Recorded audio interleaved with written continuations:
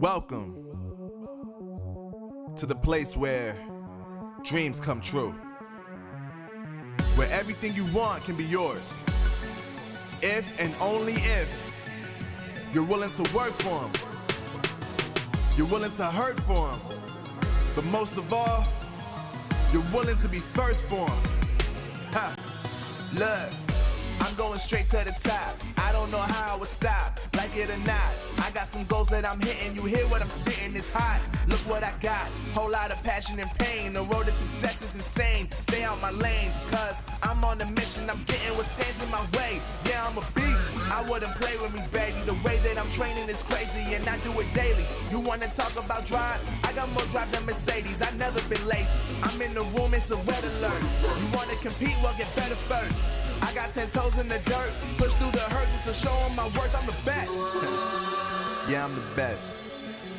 I never stress. I know what's next. I'm who they test, like we playing chess. But I'm unimpressed, so now let me flex. Ha.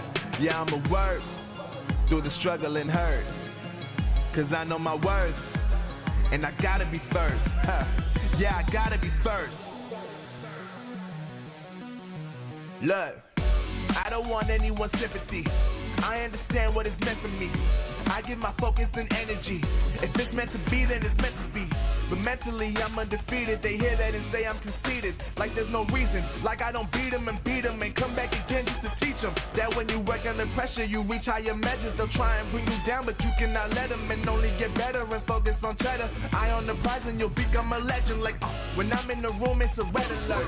You wanna compete? Well, get better first. I got 10 toes in the dirt, push through the hurt just to show them my worth. I'm the best. Yeah, I'm the best. I never stress. I know what's next. I'm who they test, like we playing chess. But I'm unimpressed, so now let me flex. Ha. Yeah, I'ma work through the struggle and hurt, cause I know my worth, and I gotta be first. Ha. Yeah, I gotta be first. They don't know what's gotten into me, how'd I turn pain into energy. Through all the struggle and hurt, remember my worth, and that's why I gotta be first.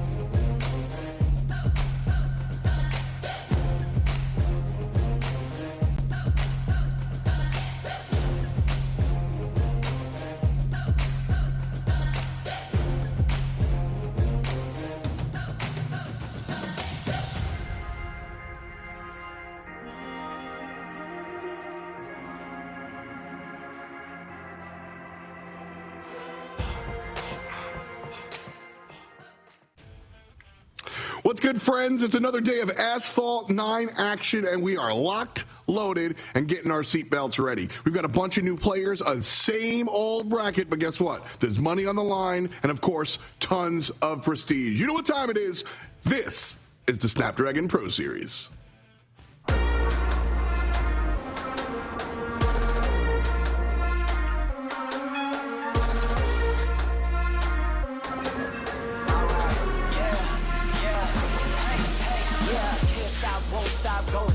Player on top, know it. Rooftop, penthouse suite. If you really want it, gotta own it. Fly through it, we was at the lowest. Blood, sweat, tears, the components. Riding all year, now's the moment. We are not friends, we are opponents. Yeah, I'm coming for mine. Yeah, I'm making a play, the game on the line. Yeah, I've been on the grind. Yeah, I jump in the spot, I made it my time. Yeah, look in the sky. Yeah, the stars align, no shade to shine. Can't stop it already. Emotional work and devotion. We put in this time. Look, you won't stop.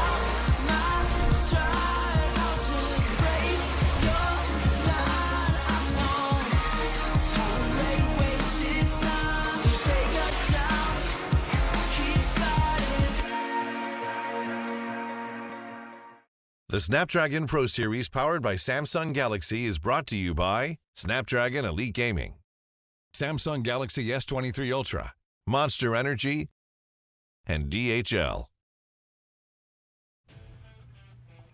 Hello, what's good, and welcome. As we said, it's Asphalt 9 time, and we are back in the building. It's F. It's Marf, and it's Furum back again. We got the band together. Marf, it's been a while. Good to see you, bud. Dude, I'm so excited to be here. I brought out the finest attire in my wardrobe because this is going to be an exciting day, and I'm super pumped and ready to go. Heck yeah. And Furum, great to see you again, too. Good to see you as well, man. Super excited to be back. Super excited to see what these players have for us today. Some returning faces, some new players. You know, that's what makes it exciting. Well, as I said before, we've got some of the same stuff that we've seen before, but every single time things get different. And of course, it's brand new if you are just joining us. So as far as the Asphalt 9 breakdown is concerned, there's a lot to talk about. Anyone can be involved in this tournament, but if you don't know how it works, don't worry. I got you covered. Here's the breakdown of our Asphalt 9 competition today. The Asphalt 9 Legends season unfolds in two thrilling phases: time-limited events, TLEs, and the Open Finals, both of which are split into two tournaments, one for Android and one for iOS. TLEs are open in-game tournaments where anyone can sign up. Tournament officials select a single track and everyone puts up their best solo lap. The racers with the best times from each leaderboard advance to the Open Finals. The top 4 racers for the TLEs are invited to the electrifying Ultimate Showdown. They will compete in an exciting double elimination bracket where every match will be best of 3 except for the grand final, which will be best of 5. The tracks for this phase are chosen from the competitive map pool. Between hundreds of thousands of players, only one racer per platform will emerge as the champion of the Asphalt 9 Snapdragon Pro Series. As we said, anyone can sign up and anyone can show up. We do have some of the returning names because anyone can show up, but not anyone can win. Elite Joe and the guys have kind of been doing it time and time again, and some newer faces as well. So a lot to talk about. Me, Marf, and Furum are going to be talking all evening. Hope you got your volume raised up, but we invite you to join the conversation as well. Obviously, y'all got the chat going on, but we got a Discord, we got an Insta, we got all of it. So go ahead and follow ESL Mobile on all of that nonsense so that you can join us and follow along all the action as we go forward. So straight up, let's talk about what I like: money. We've got prize pool coming at you, and that's going to be an important part because, Marf, when we talk about the prestige of Asphalt 9, it's also about those dollary dues. Oh, heck yeah. You can't walk away from an amazing tournament, you know, not get some money on the change as well. And so good to see that these players are getting rewarded for their efforts as well. And hey, you know, it's a nice thing. Buy yourself a brand new phone or something like that, you know, you deserve it.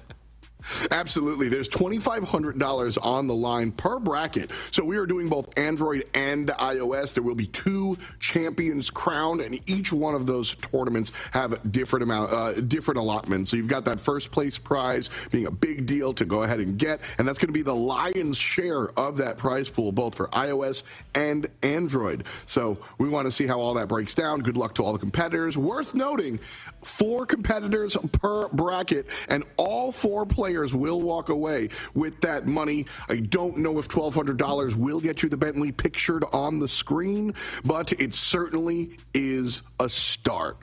So these players are going to be fighting out all the time, trying to get all that concern. But let's just jump into it. Shall we? Money, done. Housekeeping, done. Let's introduce you to our iOS bracket. These are the guys that are going to be playing on that platform. And when we take a look at the iOS bracket, we talked a little bit about some new faces, but we also mentioned returning names.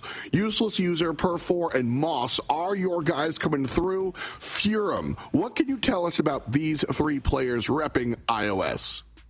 Well, I can't say I've ever seen Moss around before, but I do know that Per4, or Para, however you like to pronounce it, has been is a very skilled player. I don't believe he's achieved victory before, but he's definitely participated in other different ones before. And Useless User, I've seen him around. Don't really know how he will do in the competition, though. But, I mean, with the time that he's gotten, seems like he's stacking up pretty well against these other guys. Yeah, that's on me. Para is a known. I know who Para is. He's just changing up the name a little bit here. But yeah, Para's been killing it. Useless User, worth noting. We did some scouting. Well, not we, really, just Marf does the heavy lifting here. And he showed us that, like, looking at the account, there's some old cars on there. Useless User, certainly newer to the competitive scene, Marf, but probably not to the game. Oh yeah, this guy's been around for a while. Love seeing him in live streams, always active in the community. So I'm super excited to see him actually competing now in a tournament, and he must feel super proud of himself, and so do I. That's one of the cool things, again, I did the Discord plug before, but here's the realness part. Like, joining the community and getting a part, you actually get to be on these stages. And Useless User, going from just a member of the community to a competitor. That's what we want to see, man. The tagline, era of everyone. That is exactly what we do here. So those are the players. This is the way the bracket's going to be taking a look. Useless User gets a bye, so he is sitting and waiting for the winner of that next matchup. We've got Moss versus Para going head-to-head, pretty much first on the docket. The winner of this matchup will then go into Useless User, but we will finish the rest of the lower bracket because, Furum, this is double elimination, so your favorites, even if they lose, they get a second chance. Yeah, that's right. I mean, that's one of the great things about this style of bracket is if you go out in the first round, you're not out entirely. They might be able to come back. And, that's one of the great things about this. Also, looking at this here, Useless User getting a bit of a little break, I might say. The first round is always definitely something where you can get used to everything, but in this case, he doesn't have to play it. Will that go in his favor or not? We'll have to see. Yeah. I mean, one of the big things about Asphalt 9 to really remember is a lot of these players are used to playing single player with a ghost. They're going time trial type style, and then when you come into ESL Mobile, the Snapdragon Pro Series type competition, all of a sudden you are given another person on the track, and this changes things a lot, Marv, in how you got to approach. Oh, absolutely. You got someone in your rearview mirror, or you have someone to catch up to physically. And so you also have that one-on-one contact that you just don't get in these time-limited events. So if these players have good experience with multiplayer, they might have an advantage over someone who just only practices those time trial events. So depending on these players' different experiences in the different modes, they may have an upper advantage. That's where the science of the competition starts to come in, because so a TLE type player, if you're just focusing on time trial, you're looking for the optimal track. I mean, when we look at racing IRL, you can actually see the oil lines on the track. That's the ideal spot for you to drive on. And so if you're practicing your time trials, your TLEs, Furum, that's kind of what you're going for. But now if you put another driver on the course, you have to deal with that, and who gets the ideal tracking and how do you relinquish and find a new way if your opponent has that. That's a whole new can of worms. Oh yeah, this completely changes just the scheme of the game, because when you're playing by yourself, all you got the timer, if you make a mistake, you can just restart. But when you're playing multiplayer, you don't have that luxury. You can't just restart a race if you make a mistake. And in these races today, knockdowns will be enabled. So mistakes can be made, can be knockdowns, can't just restart out of that. So these players will have to think on their toes at every step of the way. That's a really big point. Schedule coming at you, showing all the matches and the order that we're going to be playing them in. But that's a really big point, is the fact that you can get physical, which is an entire element of the game that's not present in TLEs, in those time trial single-player environments, because you can't punch a ghost. Trust me. I've explored a couple of haunted houses. It's October. You're not going to be able to do it. And the last bit is also play style. All right? So you've got an opponent now. How do they play? So these first matches, double elimination is important, because you have these players that will go for, especially on the track with the big iceberg, right? You can play aggressive and you can go and try to take the shortcut, or you can play it safe and just go with the tried and true. How is your opponent going to deal with that? That's up to you. Marf, if you were racing in here, would you err on the side of caution and go for the tried and true TLE strategy, or would you get creative and go for those really crazy plays? I think I know your answer.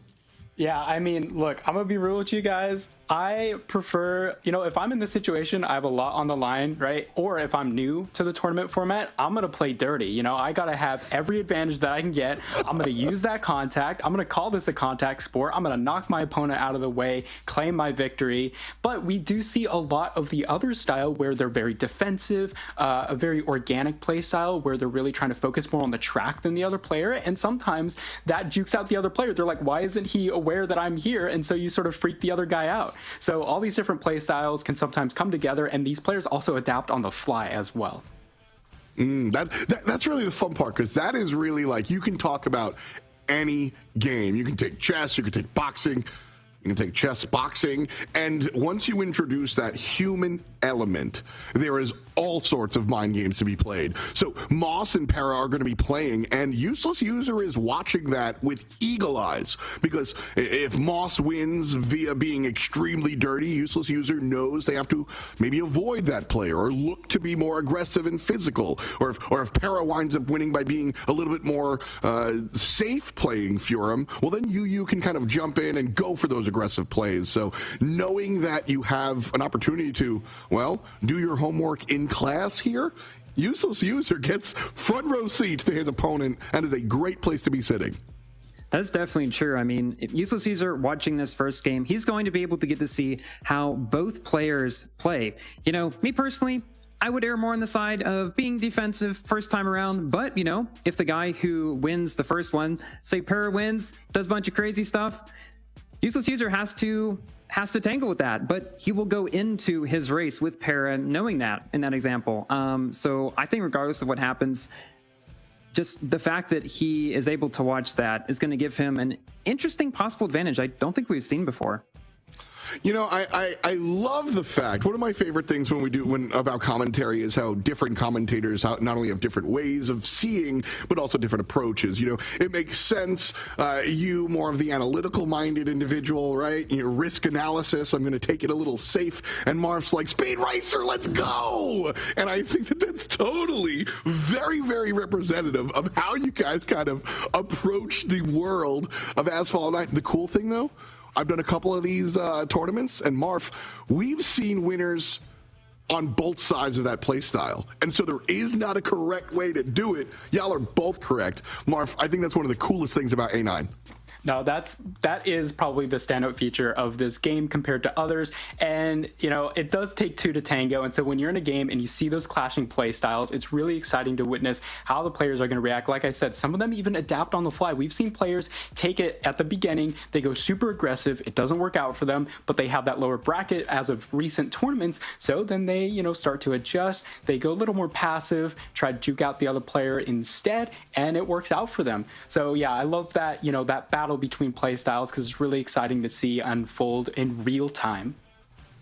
And the play styles, of course, you can approach the game as a whole, but then of course you drill down, upside down triangle type deal, and beautiful. I love our production team. This is what I was talking about. Your playstyle has to change with the track that you play. So we're going to see Frozen Route on Himalayas, San Francisco, and then US Midwest with that Canyon launch as our third decider if we need it. Reminder, best of threes. So if our racers win the first two, we won't even go to US Midwest. But Theorem, taking a look at these track lists, what do you think we are going to see out of these players as they jump in here? And you know what? I'm going to listen to you answer that on the other side. You guys have the call. I'll see you when you've got a winner. Yeah, so hopping right into Himalayas, this first race here. Himalayas, this is definitely one track where I feel like a more defensive style might be, a little bit more of an advantage because got lots of long straight sections. And, being the first race, I think that is important in general to kind of feeling out just how the different players are going to fare on the track. And it looks like Para has taken an early lead here. Yeah, Pero's actually taking more of that passive optimal route, whereas we saw Moss try to go for that ambitious couple of barrel rolls. And like we said, sometimes it works out, sometimes it doesn't. And with Moss's case, it actually didn't work out because Para kept the line simple, made things very easy for him to get into that lead, but they're still neck and neck. There's any opportunity for either one of these players to either mess up or overtake, as we see a top-down finish. Para not getting knocked down, brushing it off like nothing ever happened, going into the cave, getting as much airtime as possible. We're here in the Bentley Continental GT3, one of the best D-class cars in the game. Not known for its handling, but a lot of its other stats are quite good as well. And Moss, actually, we saw him mess up that 360 there, lost a lot of airtime. Theorem, I think that might cost him as this gap has widened with Para. I think it might, because the thing about Himalayas is that there's not a whole lot of places that are necessarily difficult, I would say, on this track. I would say this is probably one of the easier tracks. So since Para has gotten a decently sizable lead at this point, all he has to do is, not do anything crazy, not do any insane barrels and stuff like that. And we see on the other side, Moss, he has to take some of those risks in order to catch up. And I think that's what we'll see throughout the rest of this race. Moss most likely taking some more risky routes, trying to get that bigger airtime, maybe lower on the forced barrels. But honestly, I think Para's got it in the bag here. I mean, as we saw before, he's a bit of a tank. Yeah, I agree. And, we see Para, especially on this track, like, this is one of the more technical tracks. It's very, as you can see, it's pretty straight edge. You're not going to see any too big surprises or anything like that. And it is one of the oldest tracks in the game. So these players know it very well. We see them taking very similar routes, but it's just those little details that add up over the course of these 2 laps here. And Moss, unfortunately, I think it was just at the beginning of that race, or at this section on the last lap where he tried to do an extra 360 and that sort of messed up. He's gotten, I was about to say he's gotten a bit closer, but that extra 360 again is going to slow him down. And I think Para is destined to take this first race here on Himalayas. Yeah, looks like Para's got it in the bag. Moss catching up a bit toward the end there, but man, that accidental 360, that has happened to me plenty of times before. When you're trying to do the brake nitro trick, do a little bit too quickly, things like that can happen. But obviously Moss put up a great fight. Both players played very well. Para taking the victory though by, not a huge margin though, and we didn't see any really crazy plays there. Just a bit of a nice way to ease into the tournament, I would say.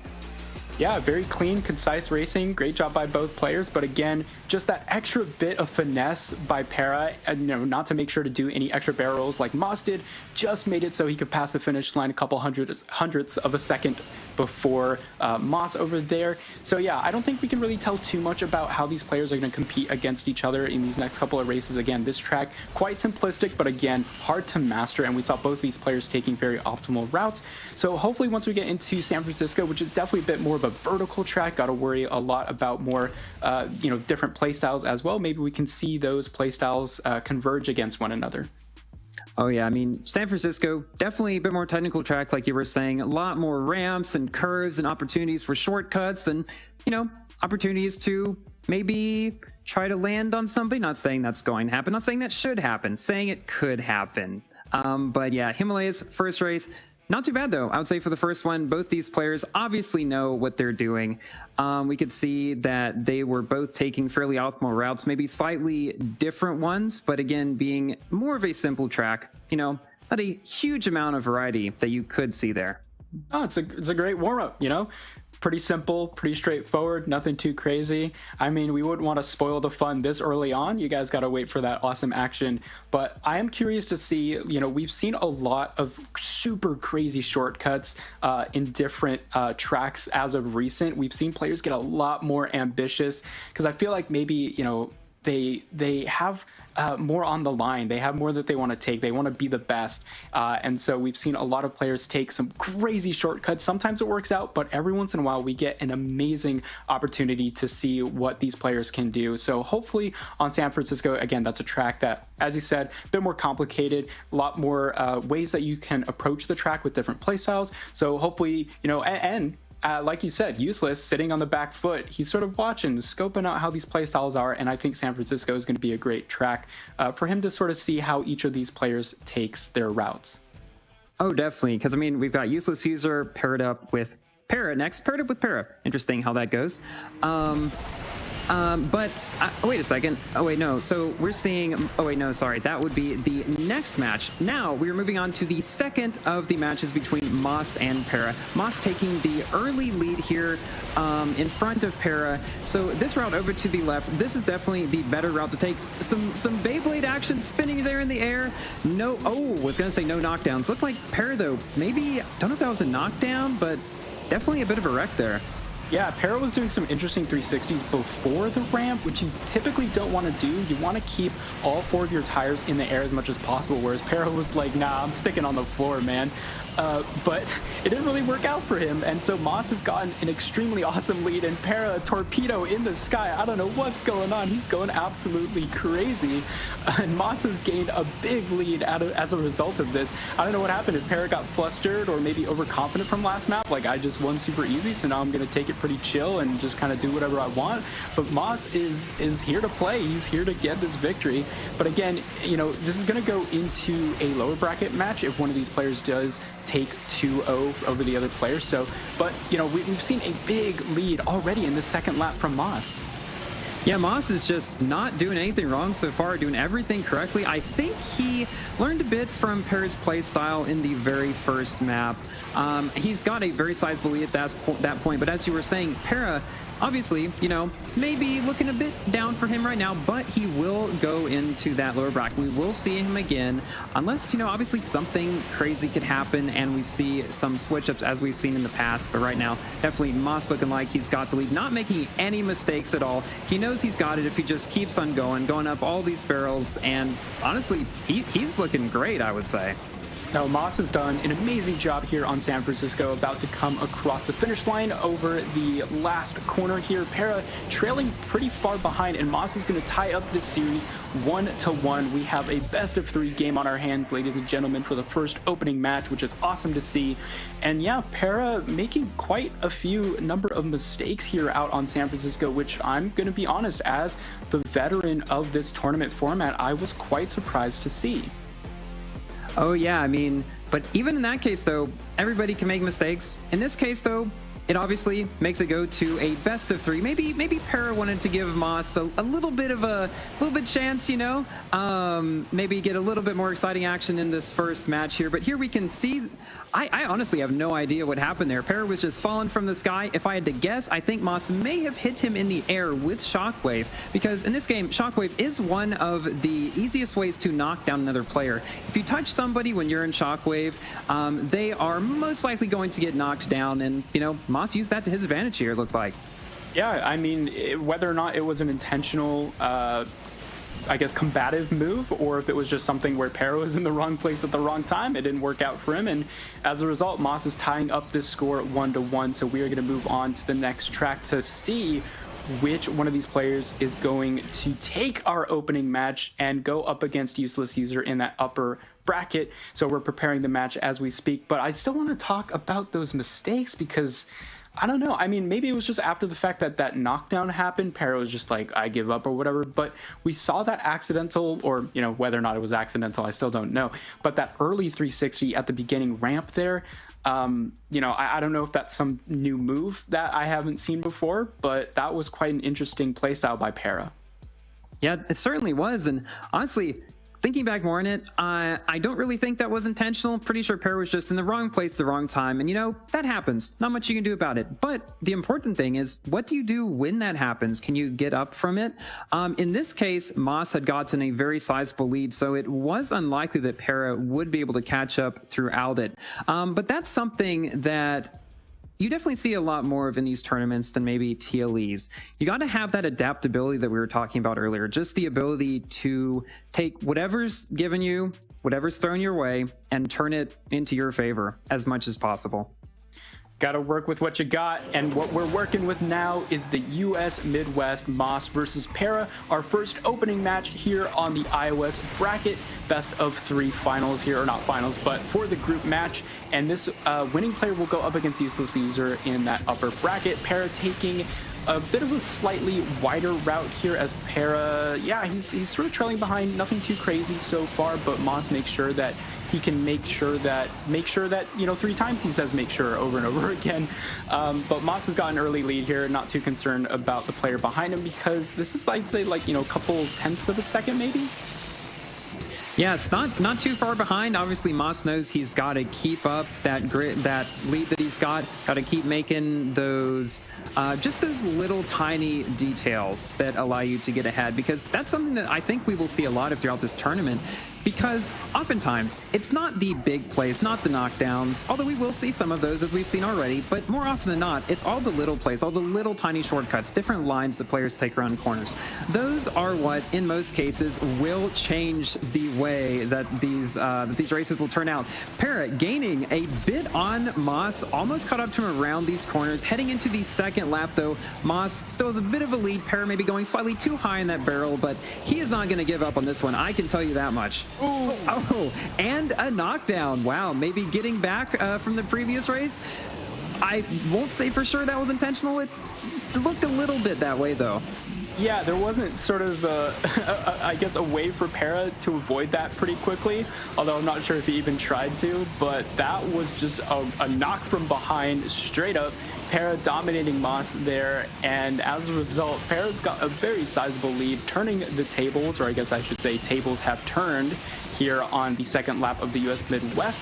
And I think Para, as a result of this, is going to be the victor in our opening match. That was a bit aggressive, but hey, you know, you got to do what you got to do in order to get the victory. And there we go, Para taking advantage of the knockdown mechanic in Asphalt 9. Moss doing everything they can to try and catch up, but it might be all too late.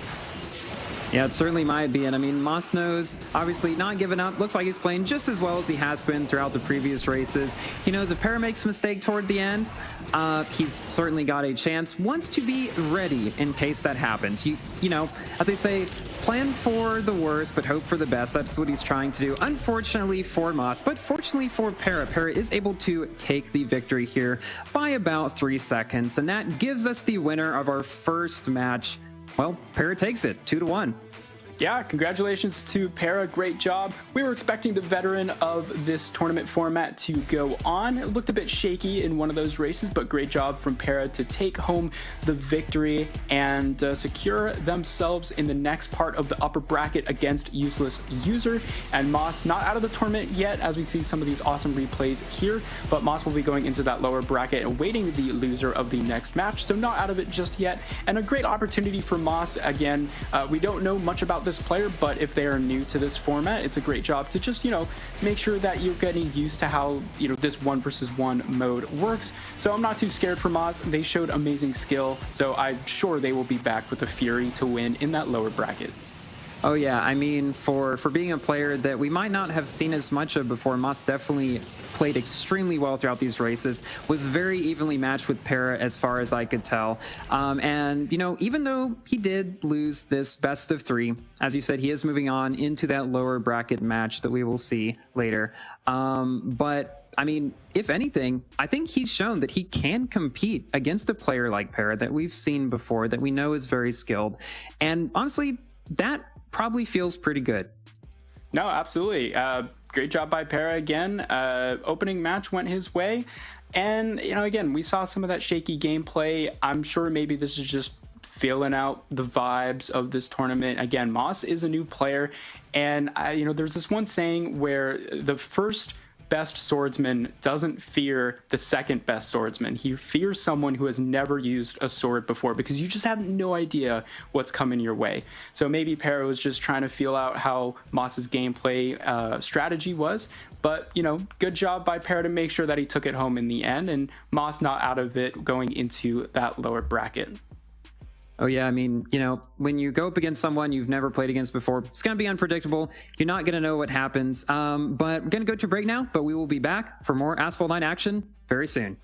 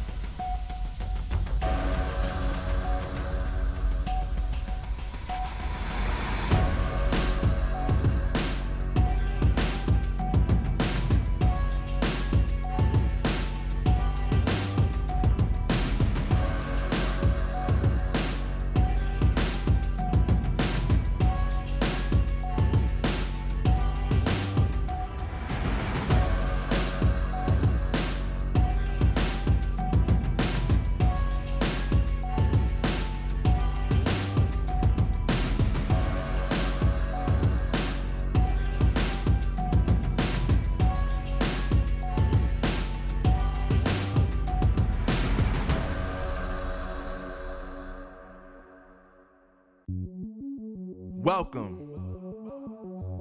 to the place where dreams come true, where everything you want can be yours, if and only if you're willing to work for them, you're willing to hurt for them, but most of all, you're willing to be first for them. Ha! Look, I'm going straight to the top. I don't know how I would stop, like it or not. I got some goals that I'm hitting. You hear what I'm spitting? It's hot. Look what I got. Whole lot of passion and pain. The road to success is insane. Stay out my lane, cause And just like that, we're back. It's Asphalt 9 time again, and we've got one race already in our pocket. Welcome back. It's Dot, it's Marf, it's Furum, and it is still time to look at our iOS contenders. So, Marf, Furum, I'll come to you first, Furum. This one, Moss versus Para. How you feeling? How's it going? I mean, I'm feeling this was a great first look into how these players are going to be playing throughout the tournament. Obviously, both players did extremely well. Didn't see any, I guess, huge mistakes from them. Possibly one there in that middle race on San Francisco. We still do not know whether that is a mistake or just an unfortunate knockdown. It was a little bit difficult to see. But I think the important thing is that we've gotten to see how these players perform. And from Useless User's point of view, he gets to see how Para performs against Moss. And that will give him, you know, a bit of, maybe not an edge necessarily, but something heading into the next match that will be important. But obviously, I think Para and Moss put up an extremely great fight. And, you know, for Moss being a relatively unknown player compared to Para, you couldn't tell. I mean, both of them, you know, they were neck and neck almost the whole way. I mean, it forced a game 3. Very, very cool. Kind of what we always root for here in the commentator position. So that's what we're looking for. Marf, I mean, we talked a lot about being able to watch this match from Useless User's perspective and sort of download your opposition and get a good idea. All right, we talked about it. Now let's talk it specifically. If you're Useless User, what are you taking away from match number 1? You know, I'm gonna be real. I feel like Useless is looking at this and saying, "These are vulnerable players. There's some mistakes being made. There's some glitches in the system, if you will. Some areas where Useless could probably take advantage of, you know, some gaps in the playstyle of these two players. Again, nothing but something to be aware of for Useless, and I think he'll take that insight to heart for this next upper bracket match."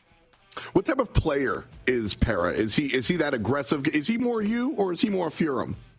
Ooh, that's a great question. I feel like he's almost down the middle, right? We've seen a lot of great technical skill being demonstrated by Para, but as we saw in one of those last matches, some complete domination of just like, I don't care if you're in front of me, bro, I'm gonna knock you down. There's no concern about that whatsoever.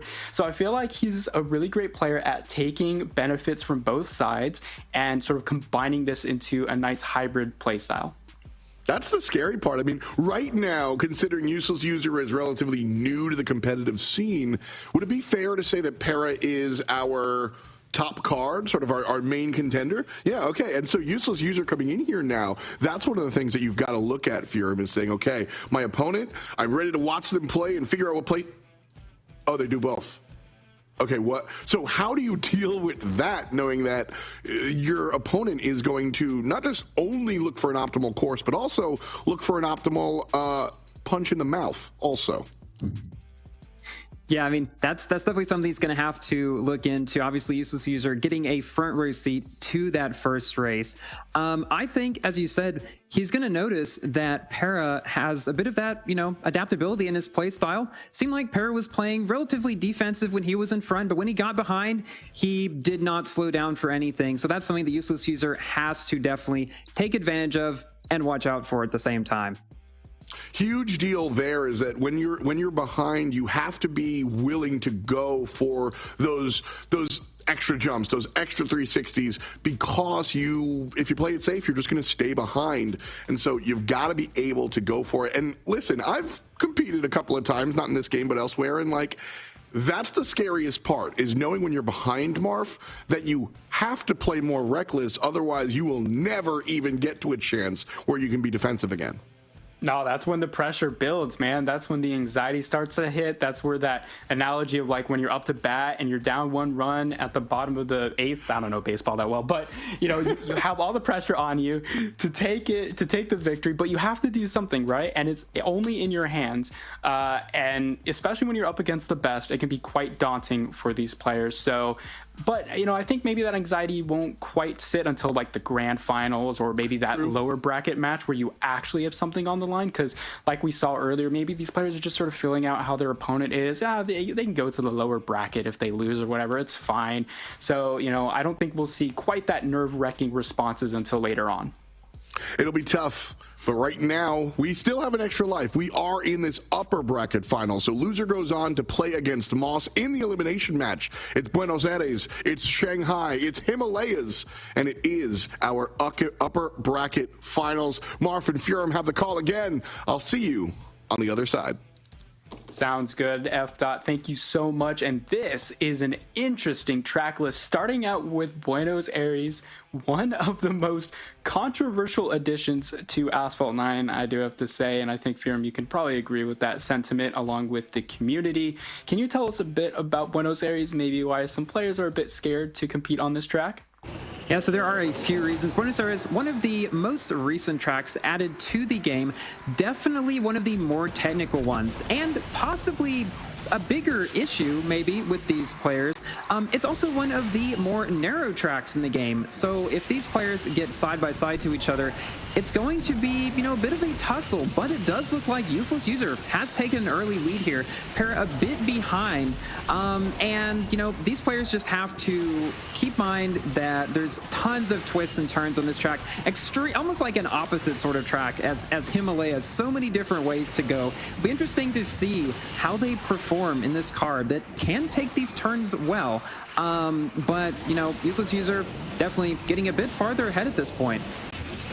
Wow, Useless User up to bat absolutely knocked it out of the park at the beginning of that race, making sure to knock Para out, and Para actually himself crashes in the middle of that section. They're going off track and wrecking. This is going to give Useless User multiple seconds of an advantage going into the second lap, and that's another thing that we pointed out about Buenos Aires is a lot of the track times are much shorter compared to other tracks, especially those long ones like Himalayas. So Para does not really have much time to catch up, and this gap is so wide. Useless User not afraid whatsoever to fight the demons of this bracket, just saying nothing to the legacy master here of Para and just bumping him out of the way, saying no, this is my tournament, I'm the newbie, but you have to watch me. And Para messing up that corner yet again. It's tough to see those barriers, but he smacked into him, I believe, 2 times in a row now.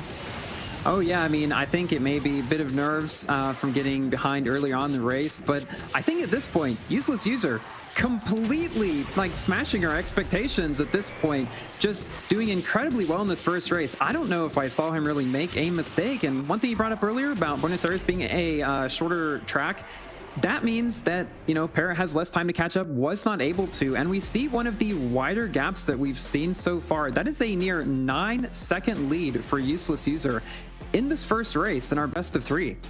Yeah, great job.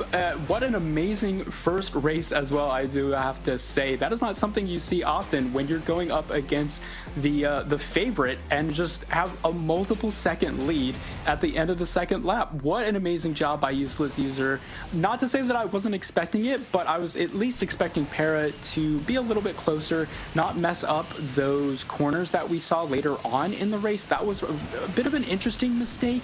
Again, not sure if maybe he's just unfamiliar with the track, because it is one of the more recent additions like we've mentioned, or just that sort of anxiety setting in of, like, you know, right out of the gate, Useless User, a complete basically newbie to a live 1v1 tournament, smacking into him at the beginning of the race, not used to that pressure. So great job by Useless User to take this first lap, or this first track victory here on Buenos Aires.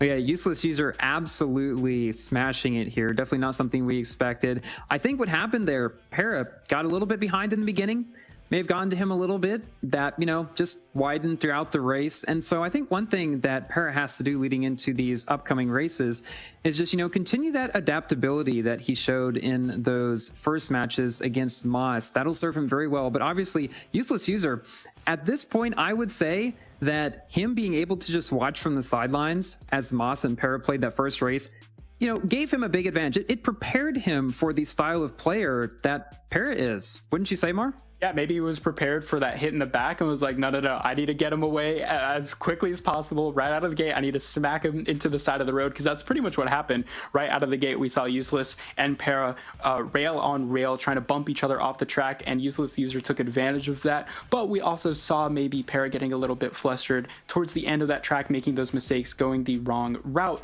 But yeah, maybe that sort of preview of what was to come for Useless gave him an advantage. But I do have to say that I think part of it this time around was also Para's mistake. But luckily, it is a best of 3, so Para has every opportunity in the world to take our second track, which will be coming soon here in a sec. But we'll have to see how Useless responds. Maybe he's got, you know, a lot of confidence brewing up. Maybe that could be a bit of a disadvantage, because you don't want to be overconfident as we move here onto Shanghai. Oh yeah, that's one of the biggest issues you could have from winning a super early race like this, is just thinking, oh, I'm untouchable. You know, I got it in that first race. I got it going on. I mean, right there, we saw Para land straight on him. Useless User catching up. Shanghai, this variant of Shanghai is definitely more of a, you know, more of a simple track, but still got some twists and turns throughout, some interesting possibilities for making him ground around some of the turns. And Useless User not playing any punches. Ooh, they're right next to each other. This could go any way. Are we going to see some 360s? We are not seeing any of them, but what was that? Some fighting mid-air there, but it looks like neither player opting to use any interesting strategies, we might say, just trying to play the race, sticking neck and neck, and just seeing who's going to come out on top. Nobody giving any ground up yet so far. Ooh, we saw some perfect nitro coming up from Useless on that rough terrain, giving him the slight advantage, making sure that that gap doesn't widen anymore that Para would love to have, but that's just not happening. We see a clone of them going back and forth onto this jump as we head onto the second lap. Looks like Useless is not quite going to get that nitro, but it doesn't matter. He took the wide angle into the inside. What an amazing overtake. Gone onto the wide straightaway here. 360s all around, and Useless making sure he can claim that first place. What an amazing overtake. I was certainly not expecting to see that. Well, that was incredible. I mean, this has got to be one of the, how do I say it? One of the closest and to the point where it almost looks like the players are cloned sorts of races that I have ever seen. Into the second lap, like a minute or two into the race, they're still almost doing the exact same things, but you know what this means? This means that they both have practiced this track. They both know this track like the back of their hand. Shanghai, this variant, been around since the very beginning of the game, so they have had tons of experience on it, and they are absolutely bringing that into this match here. No real mistakes from any of them so far. Some blows traded, but again, hasn't really turned out too badly for any of them. No, but nobody's gotten knocked down. Just some great asphalt racing in this one. Oh my god, what an amazing floaty drift done by Useless User, and that is going to secure them the victory on the second track, and I believe that is a swift 2-0 coming out from Useless User, and you can't see it right now, but I got a big grin on my face because I've known this guy for a long time in the community, and again, first time player in one of these tournament formats, and just what an amazing first time finish coming out from Useless User. Congratulations to him. And we just saw an absolute, I guess, domination of skill from Useless User. No fear, no holding back whatsoever, especially in this last race. Look at this amazing nitro management and almost a knockdown from Para, but wasn't quite yet to be. But this overtake that we'll see on the second lap was probably, oh my gosh, the most cleanest we've seen, and a lot of contact, a lot of Carfu coming out, but just wasn't working out in Para's favor. Tried to knock him out of the track, but Useless wasn't afraid and just kept rolling with the punches. Eventually got to their advantage, and they managed to overtake on that second lap. Great, clean racing from Useless User. Yes, incredible racing. And as I was saying earlier, even though Shockwave can be used as a weapon, it can also be used as a defensive tool. We saw multiple times throughout this race when Useless User used his Shockwave to avoid getting knocked down, both when Para landed him on the first lap and then when he was being pushed to the side by Para for multiple seconds. Stayed in that Shockwave. That did not allow him to get knocked down. And all these tactics have led him to win the second race and take this best of 3. We won't even get to Shanghai get to Himalayas this time. I am still stunned by that performance by Useless User. That was like, okay, you know, he's a new player to this tournament format, like I've said, not really knowing what to expect. And right out of the gate, you're facing Para, a veteran, and what an amazing swift 2-0 victory that, again, I'm just like, what am I witnessing? Am I witnessing, you know, just some prodigy rising from the ashes of just like, you know, completely unexpected performance? But yeah, as we close out that amazing 2-0 victory by Useless, we'll send it to a quick break and we'll see you with some more Asphalt 9 action.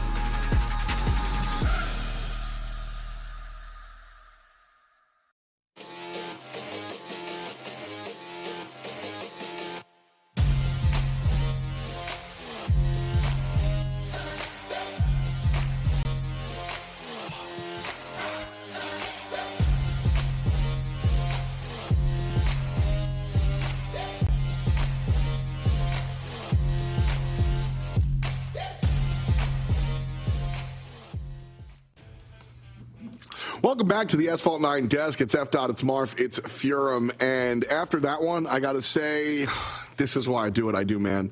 I love this stuff. Our tagline here is the era of everyone. And Para comes in as the known quantity. He's the guy. He's won competitions before. And Useless User is, well, we did some homework. He's played a lot. We ain't never seen him on the competitive circuit. Bang, comes through. Who is Para? 2-0. Sends him down to the lower bracket to deal with Moss like he did before. This was a fun one to watch. Marf, I'm going to ask you for the X's and O's. How did you come out here and just do it? Oh man, for me, honestly, at the beginning it was like, okay, maybe Para is just, not up to snuff this time around, maybe not a lot of practice. But, towards the latter half of some of those races, especially on that Shanghai track, I just saw one of the best nitro management playstyles from Useless that I have seen for a while in these tournaments. I was seeing shockwaves every time he needed it to get up to speed. I saw perfect nitros every time he was going over rough terrain. Just an amazingly beautiful job by Useless to manage that nitro. And with this Bentley, it actually, this Bentley has really good nitro management stats as well. So great job of Useless to take advantage of those stats. The Continental GT, one of the best looking cars in my opinion. Great job by Useless to take advantage of those stats. Now that's what I'm talking about. Does it look good? That's my style. But you need to play good to make it work out here like Useless User does. And man, like we said, just the 2-0 against Para is impressive. But a reminder of what's not in our rear view, but in our windshield is the rematch that we saw from earlier on. And we spent a little bit of time talking about how Useless User, sitting in the upper bracket final, got a chance to kind of watch Moss and Para play and downloading it. Well, Moss literally played against Para before. So not only did he get a chance to watch Furum, but he got a chance to play as well. And for those that are just joining us, first of all, where were you? But second of all, it went to 3. So Moss got a win despite falling down to the bottom side here. So Furum, I'm coming back to you. Para, Moss, first time around, it's a 2-1 after 3 with Para on top. Will it be the same result this time around? It's very difficult to tell because those players did not make a lot of mistakes in that first section here. But we did see it could go either way, and here's why. So Para was able to play those extra races against Useless User, so he got some more experience in this tournament format. But Moss was able to watch from the sidelines, kind of like Useless User did the first time. So that might allow him to have some extra insight into how Para plays, and possibly use that against him in this rematch here, because rematches like this, not something we see very often in these tournaments. And that's a situation where you gotta, listen, luck is the intersection of hard work and opportunity. And we know these players been done working hard. Well, this, Moss, is your opportunity. Osaka, Cairo, Auckland. These are your 3 matches. If it's anything like the first time we saw him play, we'll go to Auckland. But if not, then we just won't. But Marf and Furum, you guys are going to have the call pretty soon. Marf, before we jump in, I'm going to ask you one last question. It's the same thing I asked Furum. How do you think this one's going to go? Oh man, it's going to feel like deja vu. Obviously, we just saw this matchup. And, we saw Para maybe breaking down a bit over those past couple of matches. Honestly, I'm looking to Moss to claim this victory because I feel like maybe, again, first time around in this tournament, not quite as an amazing first appearance as Useless here, but as we see the tracks here, we're going to have a very nice switch up of gameplay as well. So keep in mind that these are very different tracks from the first time that these two players met up, like 7 minutes ago or whatnot. But I think Moss does have a pretty good chance of taking this victory. Para is just not quite looking his former self, I do have to say. Yeah, this is a last-minute swap up here because of the rematch situation. We're going to actually change things around. Rome, Greenland, and then the U.S. Midwest is where they're going to be playing, but I get to do it again. All right, Marf and Furum are on the call. Here we go. Winner takes on Useless User in the grand finals. Boys, take us away. All right, here we go, ladies and gentlemen. The lower bracket final between Para and Moss. This is going to be quite an exciting victory. Useless is just sitting pretty in the grand finals, like oh, I just played, 2 races, quick, easy, done and dusted. Para and Moss fighting for their lives to get into that grand final. But this first track will be Rome. Again, Para versus Moss for that iOS lower bracket final. Para taking a very early lead here on Rome. And Furum, do you mind telling us a bit about this track? Because it's a bit of an interesting hybrid between some nice long straightaways, but also some sharp corners. It is. Rome, this has been one of the longest running tracks in the game. Been there since the game's release. Ooh, some interesting action right there. Moss pulling a little bit ahead after an early lead by Para. But yeah, so Rome, it's definitely got a lot of straighter sections, but it's got those twisty turns too. It's got a lot of barrel rolls, advanced places where people can use the airspeed to their advantage. Maybe some places to, maybe land on somebody else. Not saying again that's going to happen, but it could. Moss and Para going head to head at this point in the race. Honestly, I think at this point, Moss, obviously, he wants to pull out another victory against Para, but he's going to have to work for it because Para, obviously, maybe feeling a little bit down, but I don't think that's going to let him, or that's not going to get to him in this race. He's just pretty much right up there with Moss. Oh, Para tried to overtake on the inside line a couple corners back, but it didn't quite work out for him because Moss had better nitro management. Therefore, he could accelerate up to the top speed quicker. Para on his tail constantly this whole lap. It felt like Para just didn't have quite enough opportunities to overtake.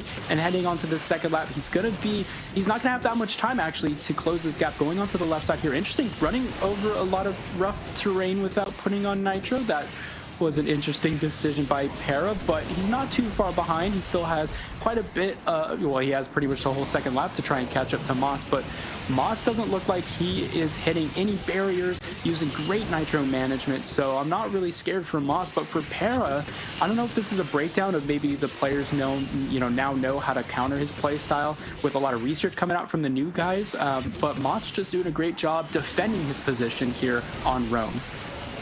Oh yeah, Moss has been doing incredible, and I noticed what you were saying earlier about the nitro management. Moss just has seemed to have more nitro than Para at every step of the way on this track, and that's allowed him to keep the lead all this way. But heading into some of these final turns, we're close to the end of the race.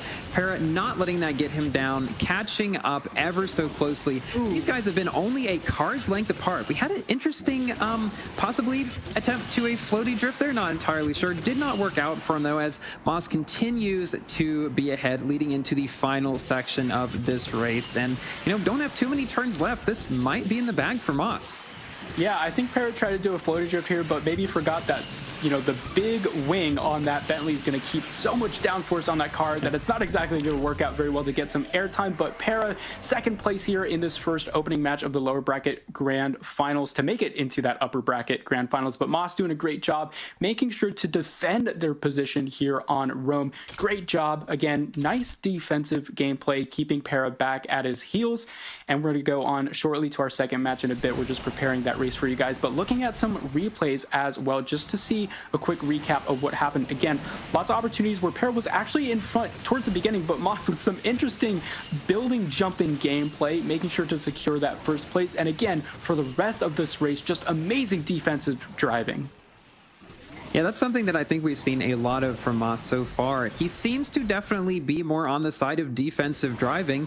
He doesn't seem to take a lot of insane shortcuts or anything like that, but he does the best with what he's got with that amazing nitro, just the management and everything. And as you said, jumping on the buildings, that's not something you see every day on every track, nor in every tournament. So that's certainly something that he's used, maybe inadvertently, but it's definitely given him a little bit of an advantage. And he was just able to continue with that defensive gameplay strategy, take the victory there, and winning our first of 3 races here. Next up, we will have Greenland. Yeah, Greenland is actually, honestly, I'm pretty excited for Greenland. It's one of my most favorite recent additions to Asphalt 9. We have a big variety of straightaways, but we also got I call it like the squiggly line section, because it's just a bunch of little squiggly lines in a short distance. So the handling of these cars is really tested in that section as well. But again, lots of room for these cars to breathe to their top speed, which I personally get very excited about, and some dynamic track environmental effects. So we've seen some geysers that blow the cars upward, and they are again getting as much airtime as possible. Is really important in Asphalt 9. So there's a lot of place to do that in Greenland. And we've seen a lot of, I guess what you could call like helicopter battles on Greenland, where both the players are in the air next to each other, just 360ing, trying to, bat one another off to the side of the track, which I always enjoy that sort of demolition derby gameplay. But I'm definitely looking forward to Greenland. I'm as well. Yeah, those geysers, one of the newer additions to the game. And, since Greenland is relatively new, hasn't been seen in a ton of tournaments so far. So I think action on those geysers will be interesting to see. That being said, the geysers aren't necessarily the fastest routes to take. So it will be interesting to see if players decide to simply go the more streamlined routes, not go up those, or if they maybe try to use them to their advantage in a way, especially if the other players are close to them, because you get essentially automatic 360s when you go onto a geyser. But yeah, Greenland in general, just a very well balanced track. You do have those long straights, but you do have those sections inside the ice cave of the, I don't know, it's like 3 or 4 hairpins in a row. So these players will be tested on pretty much every aspect of their skill on this track. And speaking of Greenland, here we go, Moss versus Para, and this is going to be Moss trying to get that 2-0, not getting that barrel roll though, so not a lot of airtime, and as a result, Para is flying into the horizon compared to Moss, who just didn't get a lot of that speed in the air. But again, this is going to be for that lower bracket victory to move on to the grand final against Useless User. Para making sure that he skips no beats into the second match because he doesn't want to lose. He is the tournament favorite for the iOS bracket because he is really the only one here who has this 1 versus 1 live experience. And as we see them barreling into the cave section, Moss getting a lot more airtime, catching up ever so slightly. They're neck and neck, choosing to go different routes, not hitting each other just yet on top of each other. Moss, oh no, what, out of bounds. And I think that is going to secure it for Para, at least for this first section here, making sure not to get out of bounds with the effect of this plane. But that, oh man, I feel bad for Moss, just got shoved out of the track. Yeah, that I think Para might have been trying to push him to the side, or maybe just trying to get around the corner, but Moss lifting out of the track that set him a little bit farther back. But I will say, I don't think he's necessarily out of shooting distance. I mean, they've got a full lap left. Moss probably not more than a couple of seconds behind Para, but Para definitely going to want to make this into a full 3 race, because if he loses this one, Moss then wins 2-0. But these guys have done their best so far to make this an incredibly interesting series, going all 3 races the first time. And honestly, I think we're probably going to see that again here. Para, since he's in the first place at this point, going back to that more defensive driving style, Moss might have to use some of Para's tactics in order to catch up. Yeah, both these players did an amazing job in that hairpin section, taking advantage of the Bentley's awesome handling, which it's just really great for A-Class, I do have to say. Even though it's ranked pretty low, it honestly performs really well. I believe it punches well above its weight class, but Moss catching up ever so slightly. Usually you wouldn't see this small of a gap after someone wrecks, but Moss has done a great job of catching up.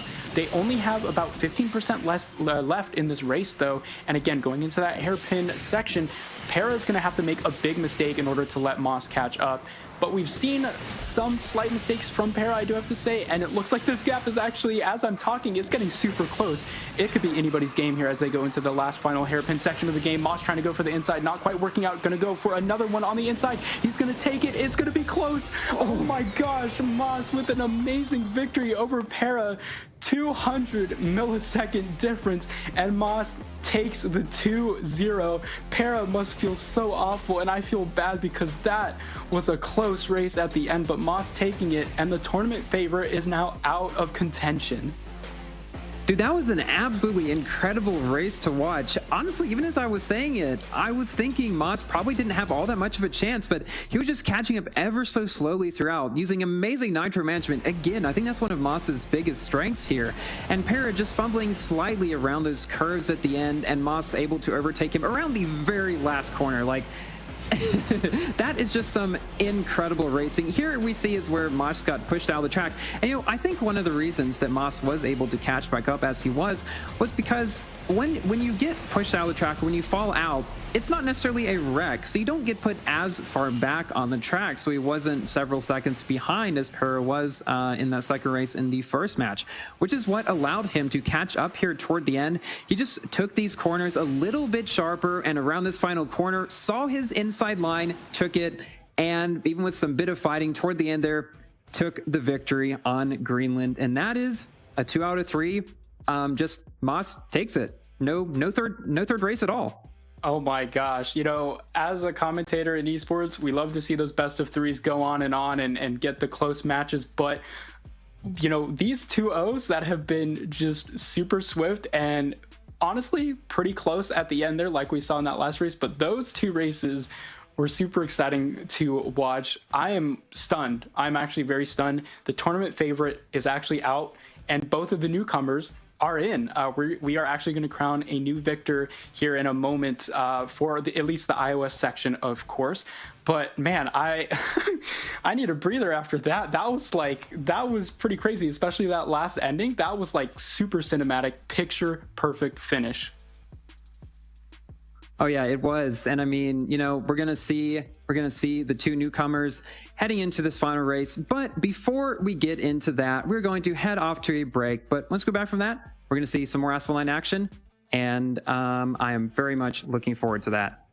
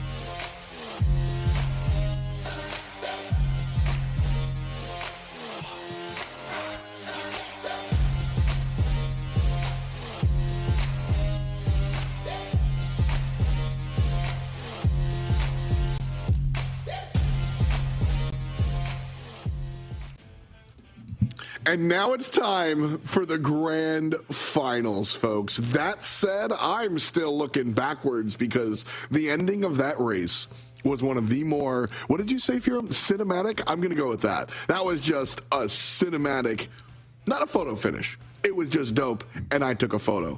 It's F. It's Marf, and it's Furum, and we're getting ready for our grand finals. So when it comes down to the A9 community, there are some known contenders. We're going to jump to Android, and we'll see some familiar faces. Well, on the iOS side of things, Para was the only known entity. Useless User came in as a new player as far as the competitive scene is concerned, although the account shows us that they've been playing for a while. And Moss as well, relatively unknown in juxtaposition to some of the bigger names out here. Well, guess who's playing in the grand finals, folks? It's going to be not Para. It's going to be Moss and Useless User going head-to-head. Marf, these are the exciting moments as far as I'm concerned, because yes, the game is beautiful and it's very cool, but the community element is also excellent, and it is just very awesome to see two brand new names in that grand finals. Absolutely, and what I love the most is everyone is just so positive and so supporting. You know, when we say like, oh, a player makes a mistake, it's not like a bash or anything like that. It's really just observation of what's going on in real time in these races. But I'm sure the community is super happy with how all these races turned out. And again, very unfortunate for Para. And honestly, I do feel bad because I believe they've competed here a number of times, just haven't quite gotten a victory. But, great job from Para. Again, to keep making these finals, you don't just appear here in the Snapdragon Pro Series. You have to do some crazy time trial runs. You have to have a lot of skill at the very least. So great job by Para to make a great appearance once again. Yeah, listen, I'm never going to say it to an actual competitor, but in all honesty, getting here is a big deal. Now, you talk to the guys, now they lost, and that's just how they feel. But realistically, getting through all the TLEs and going through the entire machine that is the Snapdragon Pro Series structure before you get to finals is worth talking about. Now, something I want to talk about here is we're going to jump into our grand finals. So it's a best of 5, but the eagle-eyed amongst you will see that Useless User already has a win. So we didn't start the game without showing you. That's not what happened. Basically, when it comes down to double elimination, traditionally, we would have a bracket reset. So if the person from the bottom end wound up winning, we would do it all again, and that's just a lot. So the way we do it here is Useless User, since they haven't lost yet, and Moss has, they still have an advantage. So we will give them a game 1 win. So Useless User simply has to win a few matches, one less game than Moss. If Moss wins 3, well, then it's all over. But Useless User just has to win 2 to get to that magic number 3. That said, the way these players were playing, Furum, I think we will see more than just a couple of games. I'm not guaranteeing a game of 5, but I do think we'll see some good races. I think we definitely will. I mean, Useless User completely surprised us all in those races against Para. I mean, as we were saying, again, hasn't played in the competitive space before, made it all the way up through every single one of the, I guess, more well-known players who has done through this before to get into this match. Smash Para is now into the final 2 of iOS, and then Moss on the other side, again coming back from a rematch against Para, and that has allowed him to show his nitro management skills and just get into this final race against Useless User, who might have to change his name after this. It's true, not very useless, but these are our battlefields: Buenos Aires, San Francisco, Rome, and Cairo. Our commentators, Marf and Furum, and our time is now. Grand finals, boys. It's A9. All you. Here we go, ladies and gentlemen. Once again, we are back in the grand finals territory here on iOS, and this time around, though, we are crowning a completely new player, one of which might have the name of Useless User, but as you mentioned, might have to change their username, because after tonight, even if they come second place, certainly no slouch of a performance. And honestly, I got a little sparkle in my eye. I'm pretty proud. Again, seeing this guy around in the community a number of times. Wasn't expecting just such an amazing first, out and about here on the Snapdragon Pro Series. But as I'm talking, as I'm going through all of this stuff, we are back on Buenos Aires, a different variant here, but Useless User versus Moss for the grand finals. Useless User a map up and they're doing 360s in the middle of a football field because this game is awesome. Firam, can you tell us, maybe, is there any like huge difference between this variant and a different variant on Buenos Aires? Because I noticed this time around, I think the track is slightly longer, if I'm not mistaken. I do believe that's the case, and there are some some shortcuts that you can take on this one that might be a little bit more difficult. Both players were able to take them earlier in this race. There's a super tight turn you have to do to get to a ramp, to get on top of a building. It's a lot. They both did it. But all things being said, Useless User has just done everything, I'd say, ever so slightly better so far. He has just shown no weakness, no fear so far, taking these turns without fear. But, I mean, as you were saying, or as you were asking, this track is a bit different. Right there, Moss did miss the shortcut the Useless User was able to make. So Useless User taking advantage of that for sure. Yeah, great job by Useless to keep the lines absolutely clean and precise. And Moss, unfortunately, fluffing that ramp there, tried to go maybe for like a forced barrel roll onto the building, but it didn't quite work out and was forced to go to the side. But great job here coming out from Useless User onto the first track of the grand finals, making it 2-0. Great job by Useless User, and Moss is on the back pedal. It's got a lot of catching up to do now, especially they are down 2-0. Yeah, this is absolutely incredible. Useless User has not lost a single race so far this tournament. I mean, think about that. A guy who we have not seen before in one of these tournaments obviously has played a ton in preparation for that. You can see that in all of his racing, and it has absolutely paid off for him here. As we see in this replay, he did take that early lead ahead of Moss, and he just was able to extend that all the way throughout. Both players definitely doing a great job navigating these tight turns, both of them getting on top of this building, taking the shortcut, a very essential shortcut, I might say, in these tournaments in the first lap. But then Moss maybe hitting the edge of that barrel a little bit, and Moss hitting the wall, maybe not even hitting the wall, but like going a little bit too far to the left on the second lap there. And honestly, that was probably what sealed the deal in this race. Yeah, very close race except for that little bit. And again, in Asphalt 9, all of these little details add up to a victory, and Useless User taking advantage of nailing every single shortcut, every jump, every corner, every twist, every turn was executed perfectly here in this first lap of the grand finals. And I feel like Useless User's got to have quite a bit of confidence going into our next track eventually, but I don't know how Moss is feeling. I mean, maybe Useless has some maybe shaky nerves, especially maybe realizing like, hold on, I've got a perfect game on my hands. I don't want to mess this up, but you know, probably not. I mean, we've seen he has no fear against Para, one of the veterans of iOS, just like right out of the gate, no fear at all. Yeah, Useless User has played so cleanly so far. It's hard to imagine that he would not continue playing that way. And the other thing we have to think about, though, is he only has to win one more race, and he wins it all. I mean, if he wins the next race, he's not lost a single race this tournament. He's taking it all. That is just an incredible thing that not many people can say. But Moss, on the other hand, Moss obviously still in the game, but he does have to win 3 races in a row. And what we've seen from this first race, you know, I'm not saying that's unlikely. I think he certainly still has a chance to do it, but it might be a bit of a tall order. But obviously, as we saw with those races against Para that he played, great player. Maybe this next race will go a little bit more in his favor. Honestly, it's a bit of a toss-up, but Useless User definitely the favorite at this point, I would say. No, definitely. You know, anything is possible, especially as we come to Rome, and they say when in Rome. But Useless taking a bit of a slight early lead here, but again, anything is possible. At any moment, Moss could take a victory. Now, this is one of those tracks where every jump matters because you get a lot of airtime, especially combining these jumps together, and Moss doing a great job of that. Wow, what an amazing line by both these players, taking the shortcut that's hard to get. Sometimes you miss it, you got to be forced to go on the outside line, but both these players take it extremely smoothly. And even though, you know, you got 1 or 2 car lengths, these drivers are going so fast that it really isn't that big of a gap. But as I'm saying, Useless taking that barrel roll a bit more cleanly compared to Moss, so that gap is ever so slightly extended, doing a bit more of those punch drifting, trying to get more speed in those corners. And Moss going onto the side on this corner here, trying to get more airtime, but nicked the edge there just slightly, and I think that's going to cost him a bit of speed.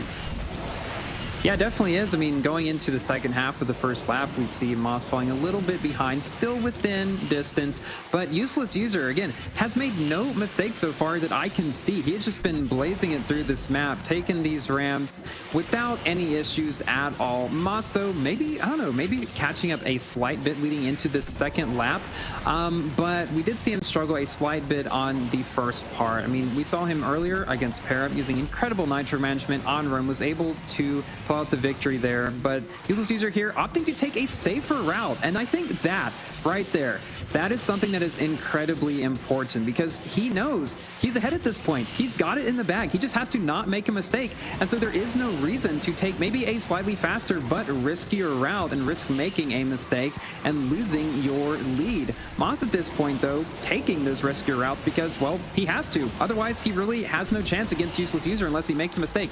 A ton at play here, but Moss, unfortunately, was not able to make it up the edge there that he wanted to. And, you know, that might have secured Useless User the victory not only in this race, but in the tournament. Useless User, possessed by otherworldly forces, about to cross the finish line here on Rome, not even taking the barrel roll in swag style, driving the beautiful Bentley Continental. What an amazing finish. Absolutely, actually, I should say, a completely flawless victory by Useless User, not dropping a single track this entire tournament. What a first standing from Useless User, coming out swinging. And props to Moss for some great competition, but Useless is probably the surprise that none of us saw coming today. Oh yeah, that was a sight to behold, and I cannot wait to watch these replays. I mean, Useless User coming in, just nobody really knew about him. Obviously been playing a ton. It's paid off for him. He played absolutely incredibly. He probably has played some of the best races that I have seen in any of these tournaments. And that is saying something, considering we've seen so many amazing players so far. Obviously, nothing, Moss has done incredible as well, as we saw in his race against Para. I just think that Useless User was that slight bit more consistent all throughout. And Moss obviously taking some incredible lines, doing some incredible plays, but made a couple of little mistakes that allowed Useless User to take this win on this final track for the victory in this final best of 5. Yeah, I'm stunned.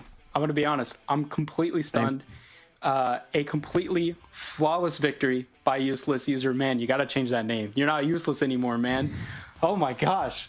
I'm almost sweating here. That was just absolutely perfect as we take a look at the summary of tracks, and we didn't even need the fourth one. Useless just completely blew it out of the water. No need for it whatsoever. I mean, we're just praising Useless, you know, over and over again at this point, but really what else is there to say besides just job well done? And yeah, just absolutely amazing finish by Useless. Yeah, it was incredible to watch him in all those races. He pretty much did everything right. Not much I can fault him for. And that's something I can't say, I guess, about a lot of players. Obviously, they have their strengths, but usually there may be a little thing they could do a bit differently. I would not recommend Useless User do anything differently. I mean, he won every single race he played in. What can you do differently at that point and do better? I mean, like you said, there's like really nothing to point out. You know, we've seen a bit of nitro management issues coming out from some of these other players, but with Useless, it was like, no, that was correct. Yeah, nope, that was good. Okay, yeah, that's perfect. Yeah, okay, great job. Completely flawless tournament victory. I don't know if we've ever seen that before in the Snapdragon Pro Series, but whether we have or haven't was just an absolute first amazing time by Useless, and I really hope to see them back again next time around because that was the performance of a lifetime. Yeah, definitely. And I think Useless User, after this, will become a name that is known. You know, he's not just going to be known as Useless User anymore. He will be known as the master of iOS in the Snapdragon Pro Series Season 4. We will be back with more Asphalt action after this break, coming right up for you shortly.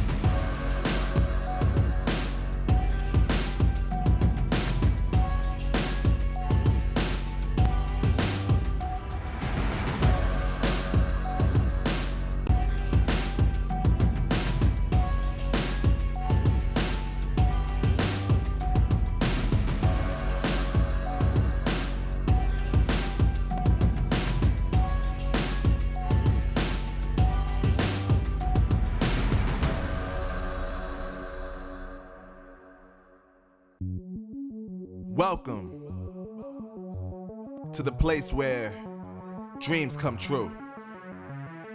Where everything you want can be yours. If and only if you're willing to work for them. You're willing to hurt for them. But most of all, you're willing to be first for them. Ha! Look, I'm going straight to the top. I don't know how I would stop, like it or not. I got some goals that I'm hitting. You hear what I'm spitting? It's hot. Look what I got. Whole lot of passion and pain. The road is success. Hello, what's good, and welcome back to the Snapdragon Pro Series. It's F-Dot, it's Marf, it's Furum, and it is time to look at the Android bracket. If you're just joining us, we just put the end cap onto our iOS bracket. Congratulations to Useless User, a first-time champion here, taking home 1,200 beans. Definitely nothing to sneeze at. So very excited to see how things go on our Android side, which is where we have some familiar names, some returning faces, and a lot of gravitas on the bracket for sure. We're going to be talking all evening about Asphalt 9 and all the stuff going on here. We invite you to do the same. We've got a Discord open. We've got IG. We've got the other one. Anywhere you find us online, you can jump in, join the conversation, and show us the good stuff. As far as this one is concerned, Furum, we just watched iOS go down. Here on the Android side of things, I would say we have a little bit more of a known battlefield. I would say so too. I mean, all of these, I don't know if every single one of these players has played any tournament before, but I think at least 3 out of the 4 of them have. All of them are somewhat well known. We don't really have any newcomers in the sense that we don't really know anything about them. So there will be, I guess, a lot of prior thought about these players in here. So that'll make it interesting. Also, we have all 4 players. So we will have that all 6 matchups this time around. And there will be no one to just stand on the sidelines the first time around. Absolutely, for sure. You know, we have a double elimination bracket coming at you for sure. And as far as the whole matchup is concerned, Marv, as we said, some familiar faces. We've got Pickle coming back. We've got Elite Joe, who, as sort of the guy wading into the scene, Elite Joe is one of the biggest names in Asphalt 9, for my money. Oh, absolutely. And I would say arguably for this time around, he's definitely the favorite. Last time around, though, was more of an interesting story because he was coming off of a rage quit, I believe, in Season 2, took the victory in Season 3, and is now back in Season 4. So this guy is an emotional roller coaster of a competitor, but nonetheless makes it here consistently. And as you can see, 4 players here. The standout one is DMLC, I believe, the newcomer to this format, but you can see the Elite Clan tag there with Joe, so not anything to scoff at, something that you want to be prepared for. So having that Elite Clan tag means that this guy is definitely a veteran of the game, but of course seeing some returning faces like Pickle and CJ as well. I really like that last bit, that first bit that you mentioned, excuse me, with Joe and DMLC. Joe is the known quantity, the Sultan of SWAT, the big man on campus, and Elite is a large clan, similar to RPM. But so you've got the old guard in Joe, and DMLC 94 coming in, never seen on that, and here the new guard. Now I'm sure Joe doesn't want him to win, but it's cool to see the clan kind of go up there and do that. I mean, Marv, you RPM still? Or is that still your squad? I'm still rocking the RPM logo. It's great. You know, the boys are so supportive. It's like a big family. But the other thing as well is the whole Asphalt 9 community is one big family. So, you know, we're constantly chatting with each other. I don't really see that much drama or that much beef, which is great. Very rare in esports, to be sure. But yeah, Elite and RPM definitely one of the big, I'd say, rivals here in Asphalt 9. Again, more of a friendly rivalry, but a rivalry nonetheless. I mean, that's the fun part about sport, and I think we get both sides of the coin here at our Snapdragon Pro Series. The iOS bracket, a lot of unknown quantities, a lot of like just enjoy the sport, see how these players do. Over here, Furum, quite the opposite. You know, as we said, this is more the established sports side. As we said, Joe has been around, has won some. We got some funny stories about him. We've seen Pickle as well. So looking at this bracket right here, I'm not necessarily asking for predictions, more your feels, but if you feel like giving us some predictions for free, I won't say no. Well, Elite Joe, as we said before, definitely the favorite, has been in many tournaments before. CJ has also won a tournament in the past, but I think that may have been a little while back. Pickle never won, got second place before, and DMLC, hope I don't mess that up again, has never played in a tournament before, but he definitely has a long track record in the game. He's come close to qualifying before. So honestly, it's very difficult to give any predictions here. I mean, you know, if I had to give any, I'd say Elite Joe, possibly, but even then, nothing I'm super sure about. I think that's a safe one. I would say Elite Joe kind of coming up on top is probably the safe. I won't say guess. I'll say estimation. You're an intelligent scientist, so there's some method behind that madness for sure. When I look at this bracket, I am most importantly looking at the fact that there is a double elimination side to it, and we are not doing bracket resets. So whoever winds up on the top side of the bracket just gets a game advantage in the end, which is very, very big. We saw some of the unique tracks that we were playing on earlier on, and everybody in the world used to playing on some Himalayas or whatnot, but we'll see some Buenos Aires here today as well. So a lot of kind of monkey wrenches being thrown into the mix. As far as the schedule, Joe starts us off going head-to-head against CJ, and then after that, Pickle versus DMLC, and the losers of those matchups will go head-to-head, and that will give us, well, we'll fill in the bracket later on down the line. But very important to kind of look at where Joe starts versus CJ. We kind of predicted where Joe would wind up, but let's go to the other side. Marf, talk to me a little bit about CJ and what you know about them. Yeah, CJ, again, a returning name here for the Snapdragon Pro Series. So I think this matchup is going to be quite interesting because, you know, Joe, I guess previously we would say like completely undisputed, like, you know, definitely heavy favorites. But after, you know, the rage quit and then immediately after that, just winning an entire tournament, I don't know. If I'm CJ, I don't know how to feel. I'm like, which Elite Joe is going to show up? Am I going to race against nobody and just win? Or am I going to face one of the toughest opponents in Asphalt 9? So I think CJ, you know, he's got a very good shot at taking a victory. It's not an impossible task at hand. And again, we always have that lower bracket sort of safety net for him as well. On the other side, we've got Pickle going head-to-head against the newcomer DMLC. Furum, your turn, which, I mean, this one's the harder question because DMLC is the unknown quantity, but, well, you're the one that drew the short straw. This is definitely a tough one. I mean, DMLC in Elite, obviously, along with Elite Joe, do find it interesting. They did not pair them up. That would be interesting to see if it does happen later.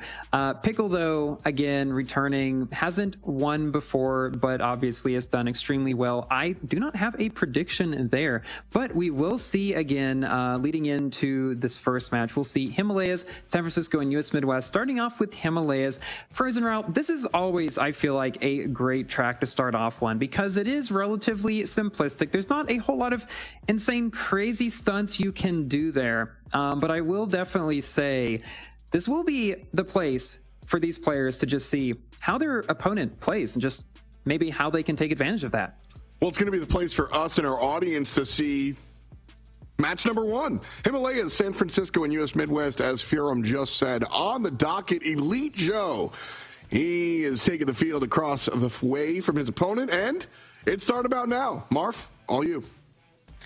All right, thank you, F. very much. We are about to see one of the matches of all time.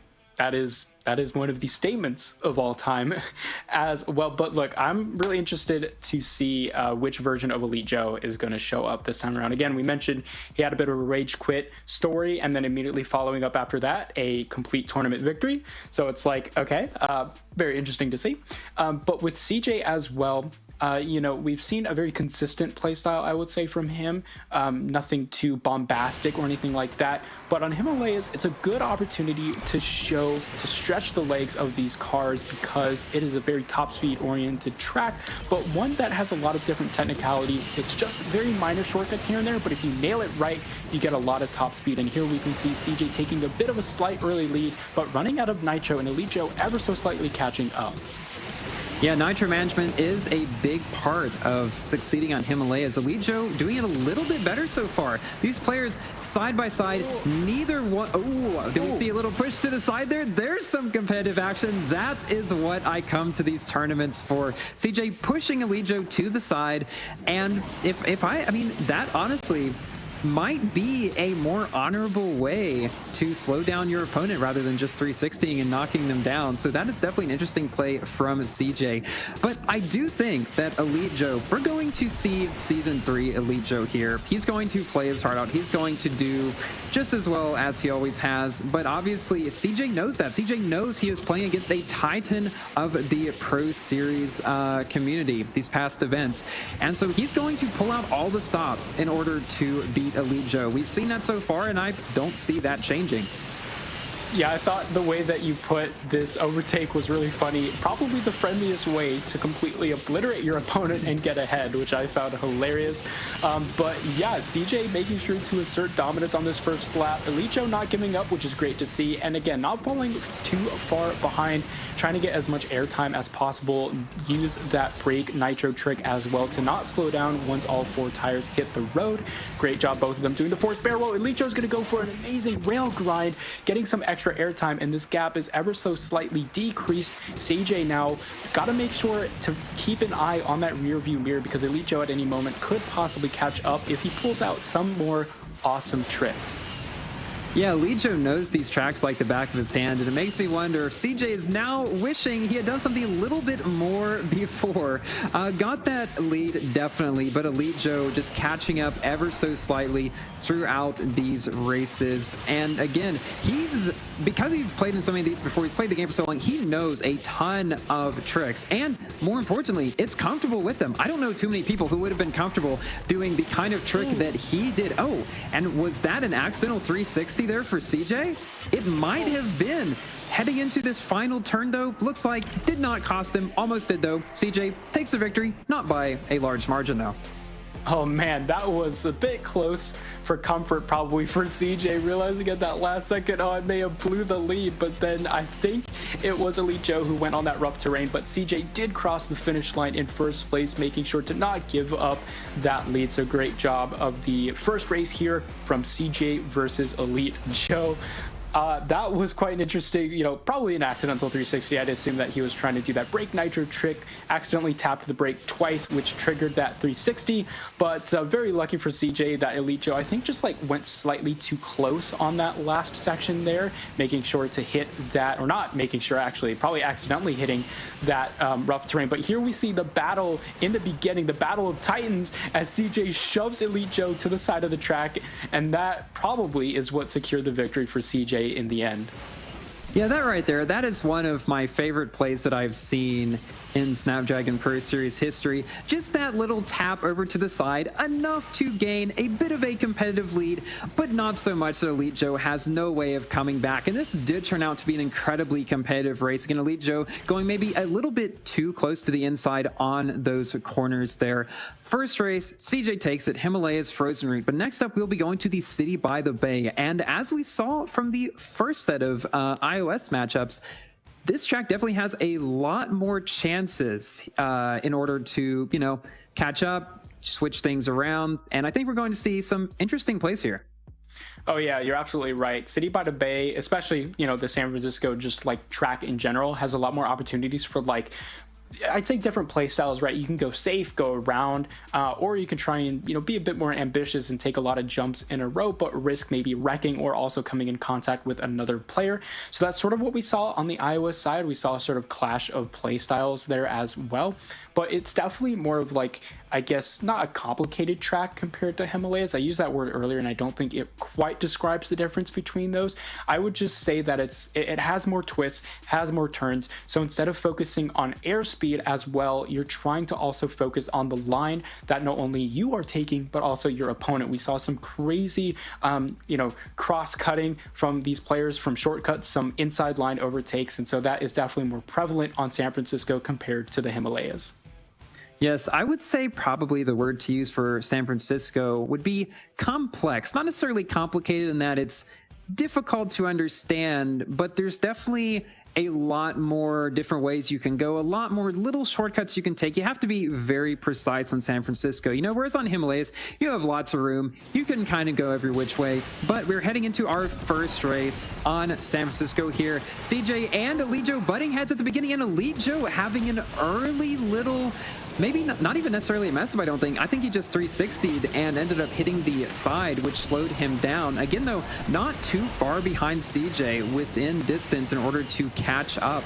CJ, no mistakes so far, heading into the section over by the beach. We'll have to see how they take the shortcut by the Golden Gate Bridge, because you know, this is always on City by the Bay the one part that people either struggle with or they just do amazingly, and oftentimes it can determine the race. Both of them doing it incredibly here. CJ going a bit higher. Elite Joe, though, maybe catching up a little bit. What do you think?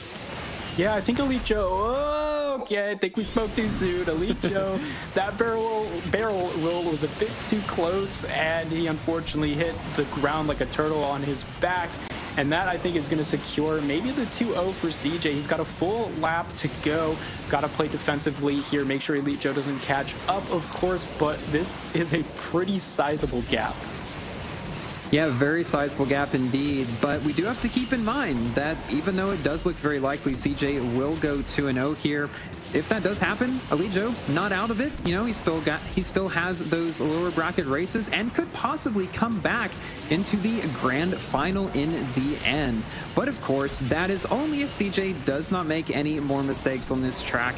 And hey, if I'm CJ at this point, I am not doing anything risky. As you can see, he definitely took the safer route to this barrel here, not doing anything crazy at all, just taking his normal route. Elite Joe doing everything he can to catch up, but honestly, I don't think it's going to be enough for him, even though, honestly, at this point, just doing some crazy stuff, taking the barrel over the bridge. These are things we see Elite Joe that we see Elite Joe do that we really don't see anyone else do. Yeah, you're absolutely right. And what's also absolute is CJ's victory. Great job to take this first track here on San Francisco, or excuse me, this second track, making it a 2-0. I spoke too soon. I thought, you know, oh yeah, it's Elite Joe. He's got to have another track under his belt, right? But I was wrong. CJ doing a swift 2-0 against Elite Joe, continuing in this upper bracket. Elite Joe going to that lower bracket. Again, not out of the tournament yet. And I would not be surprised if we saw a lower bracket run from Elite Joe to that grand final. So again, not out of it just yet, and I'm sure we'll see him in the future as well. But I think this moment right here, like you mentioned, was probably the deciding factor. Both players trying to do the same 360 that we see on this track, but I think Elite Joe's just got pushed over to that railing a bit, and his tail end got caught on that rail. So I think that's what slowed him down a bit. And of course, we saw some just slightly better nitro management, I would say, from CJ as well throughout this race. Elite Joe doing a great job using that shockwave as well. But I think just over the course of this track, and we did see that barrel roll mistake as well that I think we're about to see right here. Yeah, there we go. That is sort of what secured it after that little bump in the beginning. But great job from CJ to play it safe for the rest of the race and make sure not to give up the lead.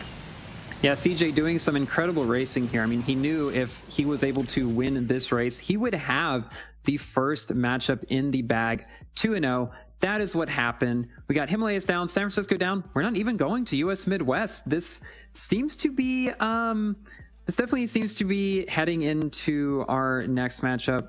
Definitely CJ coming out on top, doing incredible. Elite Joe, though, definitely having a bit of a interesting time there, but he's going to be able to come back into the lower bracket for another chance. Yeah, just, you know, unfortunate mistakes from Elite Joe. You know, these players aren't completely immune to all of this stuff. We saw a couple of little mistakes in iOS, but we'll also have to see if some other players make more mistakes on Android. But of course, we're going to continue with more Asphalt 9 action in a couple of moments when we come back from a short break.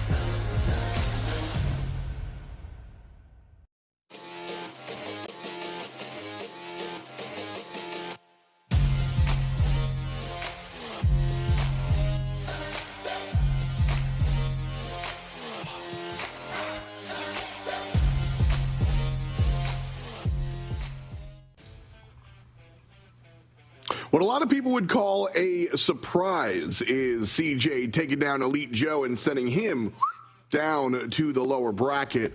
Welcome back to the Asphalt 9 coverage of our fantastic Android bracket. And this time around, we've got another upper bracket matchup to go find out who has to deal with Elite Joe in the elimination match. Kind of crazy to talk about as we step into it. Marf and Furum to my side. They're the experts. And so, Marf, can you tell me why CJ just 2-0'd Elite Joe? Yeah, I mean, we just saw a couple of mistakes from Elite Joe on that second track, but on this first one here on Himalayas, you'll see CJ pulling out an amazing, I don't know if it would be an aggressive or defensive, I guess maybe more of like defense from Elite Joe trying to stay on the track, which you want to do in a racing game. You want to stay on the track, and CJ just not letting Elite Joe do that, and as a result, a massive lead from CJ on this first track on Himalayas. Great job by CJ doing some defensive driving, making sure Elite Joe can't get his lines through, and I think that ultimately is what's happened. I mean, you know, Elite Joe, as we see here, definitely has the skills to keep it going through and through. He's been here time and time again, but this time around, I think CJ was just prepared, making sure he pulled out all of those stops, all of those defensive moves, and also a bit of aggression. Yeah, it was an exciting one for sure. You know, I think aggression is kind of the I don't know if it's the key, but it certainly was here this time around. Furum, I was laughing when I think it was you who was talking about the most polite way to take down your opponent here. Seemed to work out. Yeah, that is not something that I can say I've seen before in these tournaments. Usually they either just play completely clean, not wanting to touch the other players, or they play just like dirty all the time and 360 everybody. That was just a bit of a nudge to the side. CJ letting Elite Joe know, hey, I'm not scared of you, but I also respect you, and because of that, I'm just gonna put you a couple of seconds behind, and it worked out well for him. The second race though, definitely did go a bit more in CJ's favor, not even because of anything that he did, but just because of a couple of little mistakes from Elite Joe. That early 360 towards the side and the low barrel on that ramp there. You know, that's one of the things also with these tournaments. Sometimes it's just luck that has to do with physics, because not all barrel rolls are created equal. That is true. This time around, CJ's barrel roll a little bit more impressive. They wait up in the upper bracket final, waiting for, well, a couple of matches. We got RPM Pickle going up against DMLC, and then the loser of that goes up against Elite Joe. I believe first we will watch that upper bracket final, but what I do know is that Pickle going up against DMLC. And so Pickle we've seen in our competition here before. DMLC a little bit of an unknown quantity. And so Marf, I'll come to you for the scouting report. Pickle in that RPM clan, what can you tell us about Mr. P as they jump into this Android bracket? Pickle is a very spicy competitor. We've seen a lot of aggression coming out from him in a couple of races in previous tournaments, but also just a great demonstration of skill. Again, these players, you're seeing just the names on the cards, like, okay, cool, these players, they just arrived here, but they actually came here through probably some of the toughest TLE events, trying to get some time trial runs in. So all of these players are absolutely at the top of their game when it comes to Asphalt 9 competition. So it also just comes down to the comfort in this 1-versus-1 live event tournament style, and Pickle certainly has that experience in spades. Well, no reason to keep waffling about it. Time to pancake on. It is Pickle versus DMLC. These are the maps. Those are your casters. And this is the action. All right, this is going to be yet another exciting series, because Pickle, again, we're going to see maybe a little bit of what we saw on iOS, where, that previous match between Elite Joe and CJ, we knew who these players were. We've seen them time and time again battling it out for a victory. Of course, Elite Joe had a bit more of that status coming into it, but this time around, DMLC, going to be the unknown face, has that elite clan tag though, getting smashed right into the front of that truck. That is a bit of a rude way. That's a rude awakening to start out your first race in the Snapdragon Pro Series. I don't think he's going to be very happy about that, Furum. Probably not, and this is so funny. It seems so much like the other race where CJ pushed Elite Joe to the side. This time, Pickle pushed DMLC to the side, but this time made him hit a truck. So maybe not quite as respectful, but it did work out in Pickle's favor. He does have a couple of seconds of lead heading into the second half of our first lap here. DMLC, though, playing very well. Definitely nothing to sneeze at, and definitely has, although some ground to make up, a lot of chances to do so as they head into the cave here. Pickle, DMLC, both of them taking the shortcut over on the side. DMLC doing it a little bit longer because he knows he's got to do those tricks in order to catch up. Yeah, got to counteract the downforce of that big wing on the Bentley Continental GT3. Pickle, though, doing a great job of making sure he keeps his line and not really fluffing any of the big ramps or any of the shortcuts like that. And luckily for DMLC, it wasn't a knockdown at the beginning. It was just sort of a shove into that truck. And someone better get the license plate on that guy, by the way, because he is completely gone now.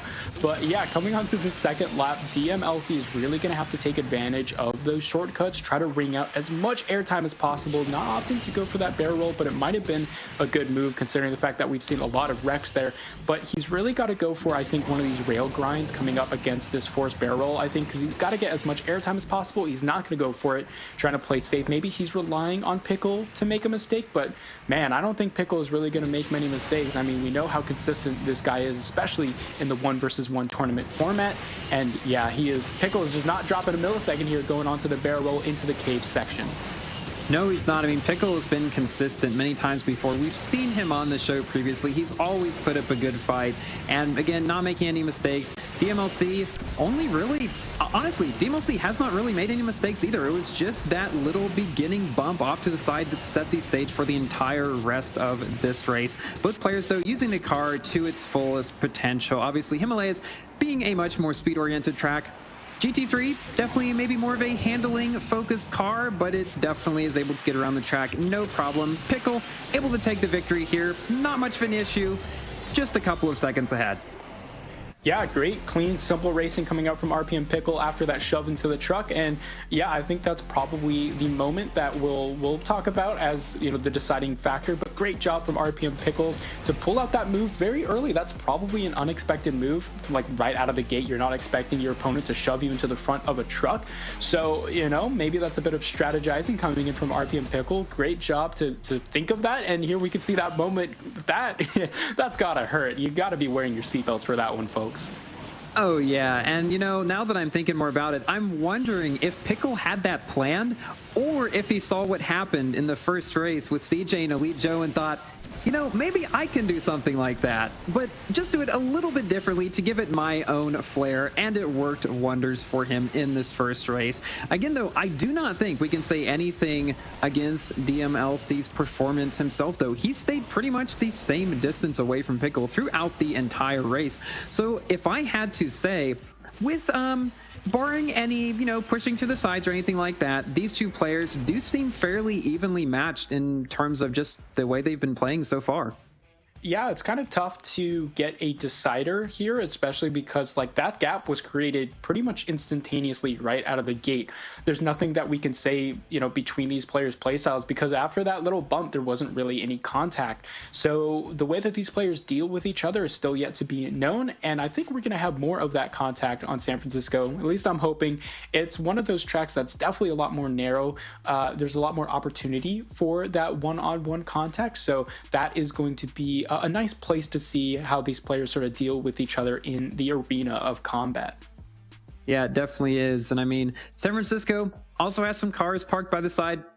Not saying anything, but, you know, maybe I am. But yeah, this definitely, I feel like, is going to be more of an interesting tell as to how these guys will play off each other, because in that past one, we didn't really see any player-to-player combat. This time around, though, if they're able to both get into it, I do think we will see a lot of very similar playstyles, if I had to guess, just based on what we saw in that first race. So I think that, honestly, I don't really have any predictions at this point. I'll have to wait and see what happens here. Yeah, I think either one of these players could take this next track. Obviously, Pickle would like that because, you know, if he takes this next track, it's going to be a quick 2-0 victory on San Francisco. I love the orange on this car. Oh my god, it is beautiful. Both these players going for the Nitro. Beautiful cloned 360s here and no bumping into it like we've seen with Elite Joe on that previous track. But as a result, Pickle is going to come out a little bit ahead here going into this chicane. And it looks like DMLC using nice perfect Nitro to keep that perfect speed up to snuff here. But it looks like Pickle, ooh, that's going to be a barrel. Nice save from DMLC to make sure not to go on their top end and wreck. Great recovery, but as a result, Pickle, though, is still going to get that shockwave and make sure he is, I'd say, a couple car lengths ahead now. Not too unrecoverable for DMLC, but definitely will be putting the pressure on him to try and catch up. Yeah, and both players making that probably what I would say is the most difficult shortcut on this variant without any issue at all that barrel up to the Golden Gate Bridge. Both players heading into the second lap, or I should say the turn before the second lap. Again, none of them really making any mistakes, just that beginning section of the track here that we are coming into again. This is honestly what decides a lot of multiplayer races in San Francisco. There's so many different lines you can take around here. You can either drift and then shockwave, or you can kind of just stay in perfect Nitro the whole time. And we can see here both of them, second time, going around pretty much just perfect Nitro. But Pickle just seems to be doing everything ever so slightly faster, maybe more consistent. DMLC not really making any particular mistakes, but just, you know, Pickle's able to do everything just slightly better, it seems. Yeah, and it also seemed like at the beginning of this second lap, Pickle tried to fling a taxi cab at DMLC, and that didn't really work out. So DMLC, you got to keep their head on their shoulders, make sure not to get hit by any cabs or any more trucks. But yeah, I agree with what you were saying. Pickle just completing a couple more barrel rolls. We saw DMLC having to recover, and this time going a bit too wide, trying to avoid the train. But yeah, Pickle just a bit more of a clean, precise line here on San Francisco. And you know, DMLC tried to recover it, not getting too far away, but Pickle is going to take this 2-0 victory against DMLC here on San Francisco. Yeah, it's so funny. Pickle seems to be using the traffic cars as torpedoes. Though I don't know if that's something we've ever seen before in the Snapdragon Pro Series, but worked out for him. Pickle takes the second race pretty cleanly, and well, I mean, I won't say I did not expect it. We have seen Pickle do it incredibly well in previous tournaments and put up a great showing here. Obviously, DMLC did too. Got a bit unlucky in some parts, but obviously nothing to sneeze at. And we will see Pickle advance here. Yeah, you're absolutely right. It really just came down to those couple of moments where Pickle either shoved the car into DMLC's face or something here where unfortunately DMLC just didn't quite get enough momentum to get that full barrel roll. So nothing too crazy, not a huge difference between these players. And luckily for DMLC, you know, first time outing in this tournament, so you know, not anything to sneeze at. Like you said, great showing, and again, there is that lower bracket to recover as well. Unfortunately, I believe it will be against Elite Joe, so that's probably one of the most daunting names you can see there in that lower bracket. So unfortunate for DMLC, but they do have a second chance, and great job by Pickle, some great racing and some great aggressive driving as well. Oh yeah, DMLC definitely not looking forward to that matchup against Elite Joe. I can tell you that. And I bet Pickle is very happy that he does not have to face him, at least yet. Could happen in the finals. We'll have to see. But first time here, we get to see another 2-0. That's 2-0 so far on the Android side. I wonder if we'll see more of these or if they'll try to get them to 3 races. Yeah, we've seen a lot of Swift 2-0 victories here this time around, and I feel like every season we sort of swap back and forth between, you know, incredibly close races that, you know, always go the final track, you know, best of 5s that ring out all the way, and then now we got Useless User on the iOS side doing a completely flawless victory. And since I believe we've seen 2 2-0s that could happen again here on the Android, that would be quite incredible to see 2 flawless victories for each bracket here for the Asphalt 9 Snapdragon Pro Series Finals Season 4. That was a mouthful, but what else was a mouthful was these racers, because they, again, we're seeing some just amazingly clean races from both of these players, especially just DMLC. I think just that not quite getting the beginner's luck that you might want to have, but beginner's luck might have to continue for DMLC into that lower bracket when we come back. Don't miss this more exciting action in the Asphalt 9 Snapdragon Pro Series Finals. Welcome to the place where dreams come true. Where everything you want can be yours. If and only if you're willing to work for them. You're willing to hurt for them. But most of all, you're willing to be first for them. Ha! Look, I'm going straight to the top. I don't know how I would stop, like it or not. I got some goals that I'm hitting. You hear what I'm spitting? It's hot. Look what I got. Whole lot of passion and pain. The road to success is insane. Stay out my lane, cause I'm on a mission. I'm getting what stands in my way. Yeah, I'm a beast. I wouldn't play with me, baby. The way that I'm training is crazy, and I do it daily. You wanna talk about drive? I got more drive than Mercedes. I've never been lazy. I'm in the room, it's a red alert. You wanna compete? Well, get better first. I got 10 toes in the dirt, push through the hurt just to show them my worth. I'm the best. Yeah, I'm the best. I never stress. I know what's next. I'm who they test, like we playing chess. But I'm unimpressed, so now let me flex. Ha. Yeah, I'ma work through the struggle and hurt, cause I know my worth, and I gotta be first. Ha. Yeah, I gotta be first. Look, I don't want anyone's sympathy. I understand what it's meant for me. I give my focus and energy. If it's meant to be, then it's meant to be. But mentally, I'm undefeated. They hear that and say I'm conceited. Like there's no reason. Like I don't beat them and come back again just to teach them that when you work under pressure, you reach higher measures. They'll try and bring you down, but you cannot let them, and only get better and focus on cheddar. Eye on the prize and you'll become a legend. Like when I'm in the room, it's a red alert. You wanna compete? Well, get better first. I got 10 toes in the dirt, push through the hurt just to show them my worth. I'm the best. Yeah, I'm the best. I never stress. I know what's next. I'm who they test, like we playing chess. But I'm unimpressed, so now let me flex. Ha. Yeah, I'ma work through the struggle and hurt, cause I know my worth, and I gotta be first. Ha. Yeah, I gotta be first. They don't know what's gotten into me, how'd I turn pain into energy. Through all the struggle and hurt, remember my worth, and that's why I gotta be first.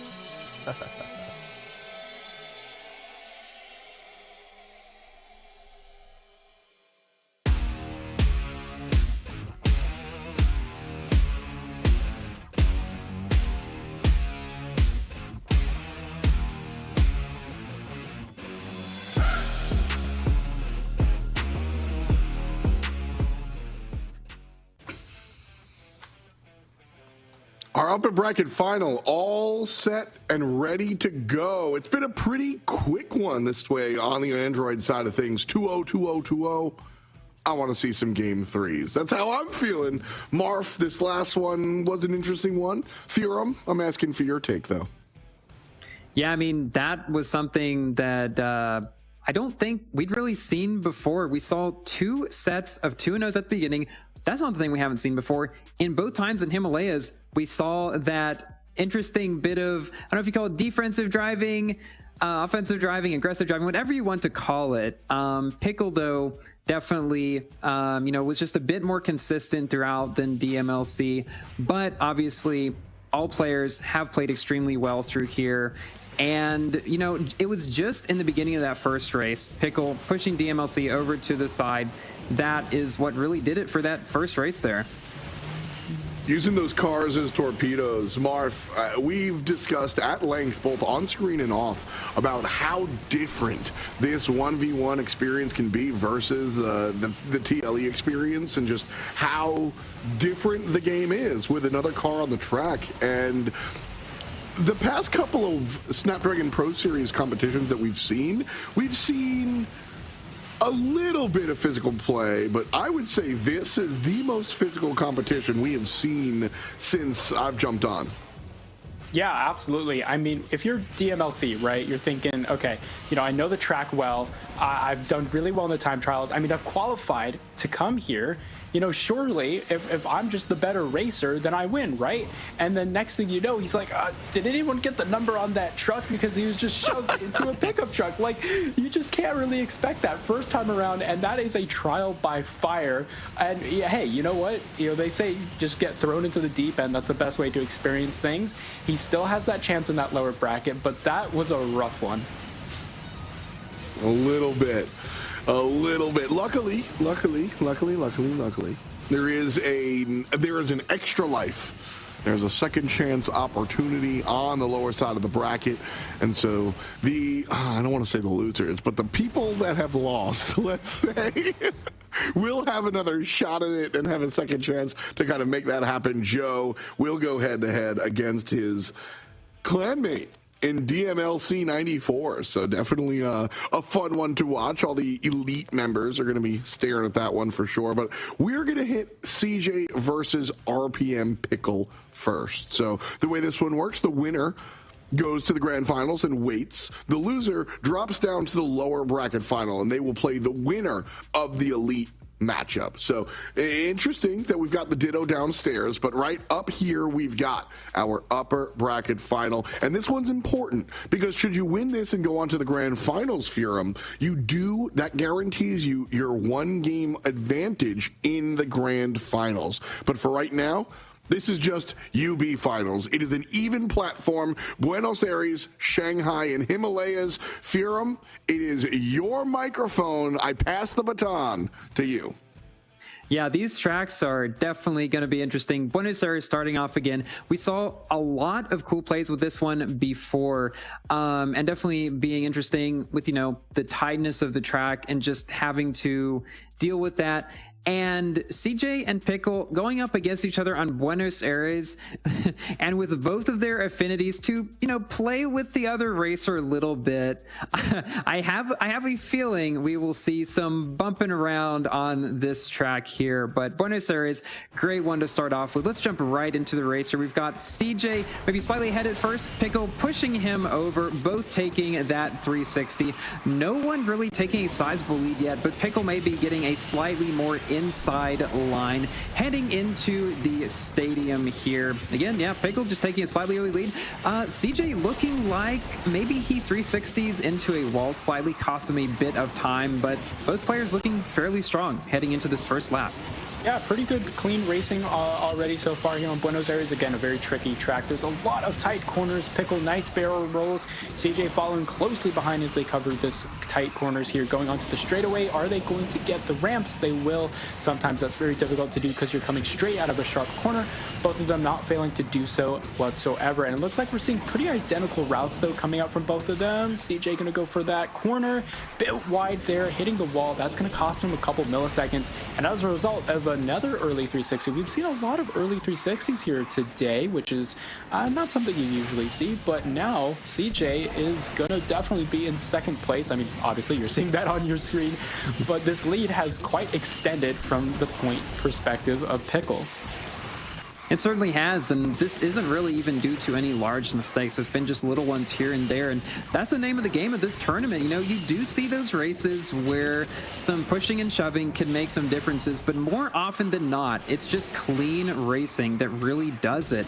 And while CJ is doing mostly clean racing, Pickle is doing incredibly clean racing, and that is allowing him to just get ahead, even though, like you said earlier, Marv, both of these players are taking almost identical just tracks on this track. Pickle does it just that little bit better and takes this first victory. There we go.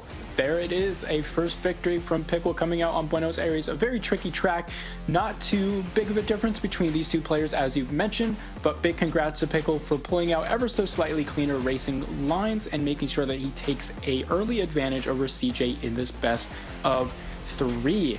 might be a bit intimidating trying to race a Pickle. I mean, you know, you never know what type of experience you'll get with that. But yeah, I think, as you said, it really came down to just all those little tiny differences adding up to a victory for Pickle, and on the other side, just not going so fast as Pickle if you're CJ. That was just quite unfortunate. Again, you know, Buenos Aires is a very tricky track. I mean, it's hard to master all of these corners because there is really no resting time between them, but this early 360 might have been a bit of anxiety or something from CJ. It's hard to say because we've seen quite a few of those early 360s today, and I'm kind of unsure why. There, I don't think you'd be using the brake nitro trick, but nonetheless, it did cost CJ maybe about, you know, a quarter of a second or so. Yeah, it did, and that's really what happened throughout a lot of this race. As you said, Buenos Aires, difficult track to master. I just think Pickle took the turns a bit better, little bit cleaner, and he does take this first race here on Buenos Aires. And we'll head into our second track on Shanghai, Pudong Rise. This one, not quite as technical, bit more space to play around with, you know, a lot more opportunities to pass. Last time around, we definitely saw some intense racing on this track. I think we will see that again here. These players seem quite evenly matched, I would say. Yeah, again, it was just all those little tiny things. And especially on Buenos Aires, you hit one corner and you're just going to go slow for like the rest of the track. I mean, it's quite unfortunate because both these players really want to have that room to stretch their legs, and I should also say tires with these Bentleys.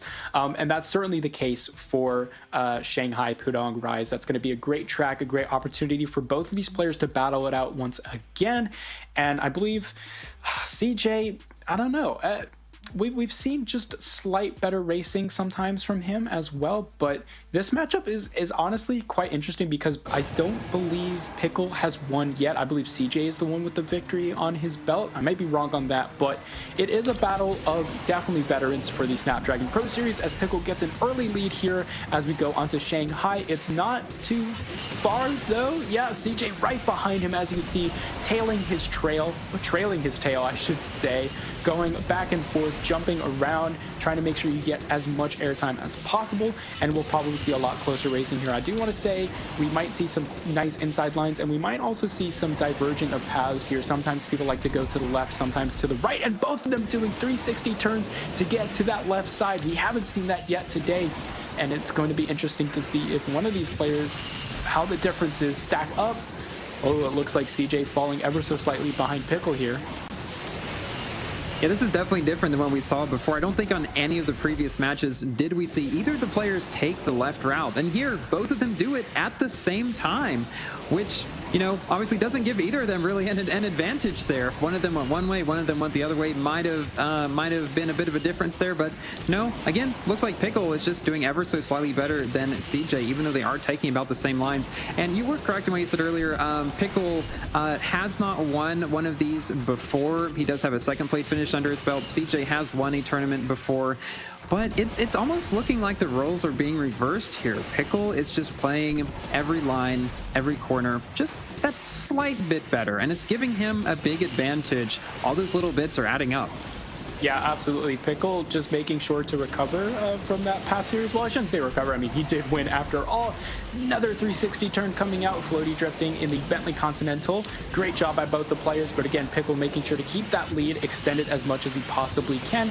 Nice that he doesn't have to worry about super defensive driving because CJ still is trailing behind by quite a bit.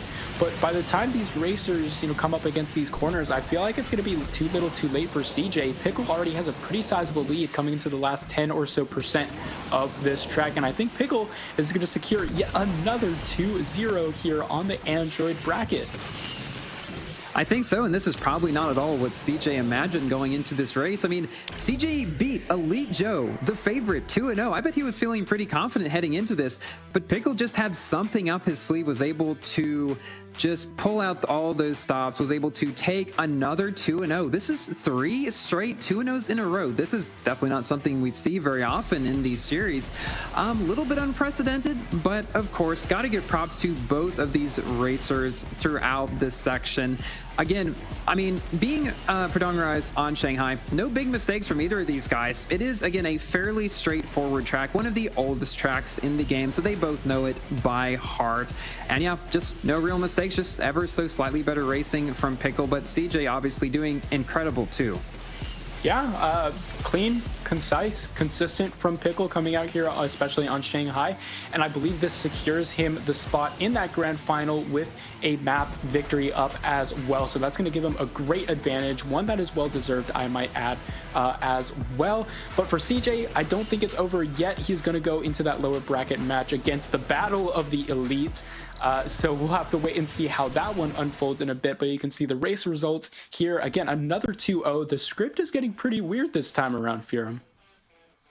It is. Yeah, we have not seen so many 2-0s in a series before, I don't think. We won't even get to see Cliffhanger Himalayas here.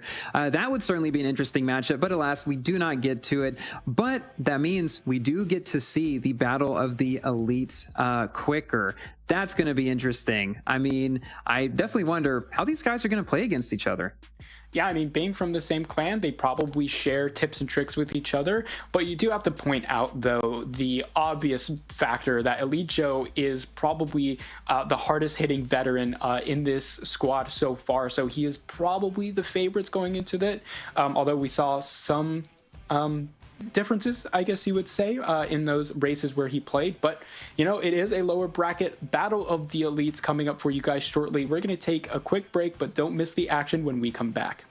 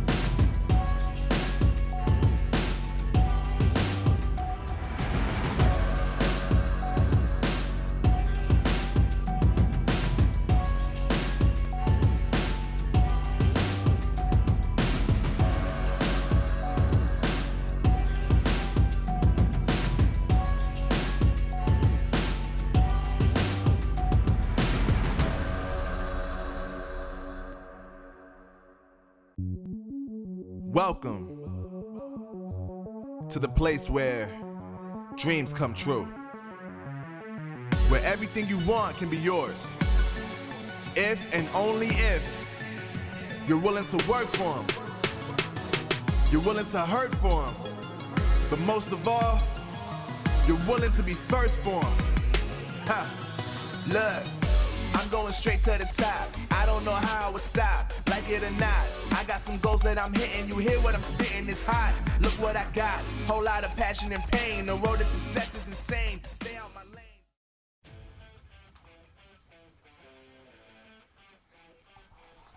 Rip, that's my fault. Sorry, folks. But it's still lower bracket time, so I guess we're all losers here. It's F. It's Marf, and it's Furum as we jump back into the Android side of our Asphalt 9 coverage here at the Snapdragon Pro Series. So one of the fun things that we've got going on here is as we send ourselves down to the lower bracket, it's an Elite Beat Agent matchup. Both of these players are from the same clan, Elite, so we got to assume, Marv, that they know each other at least a little bit.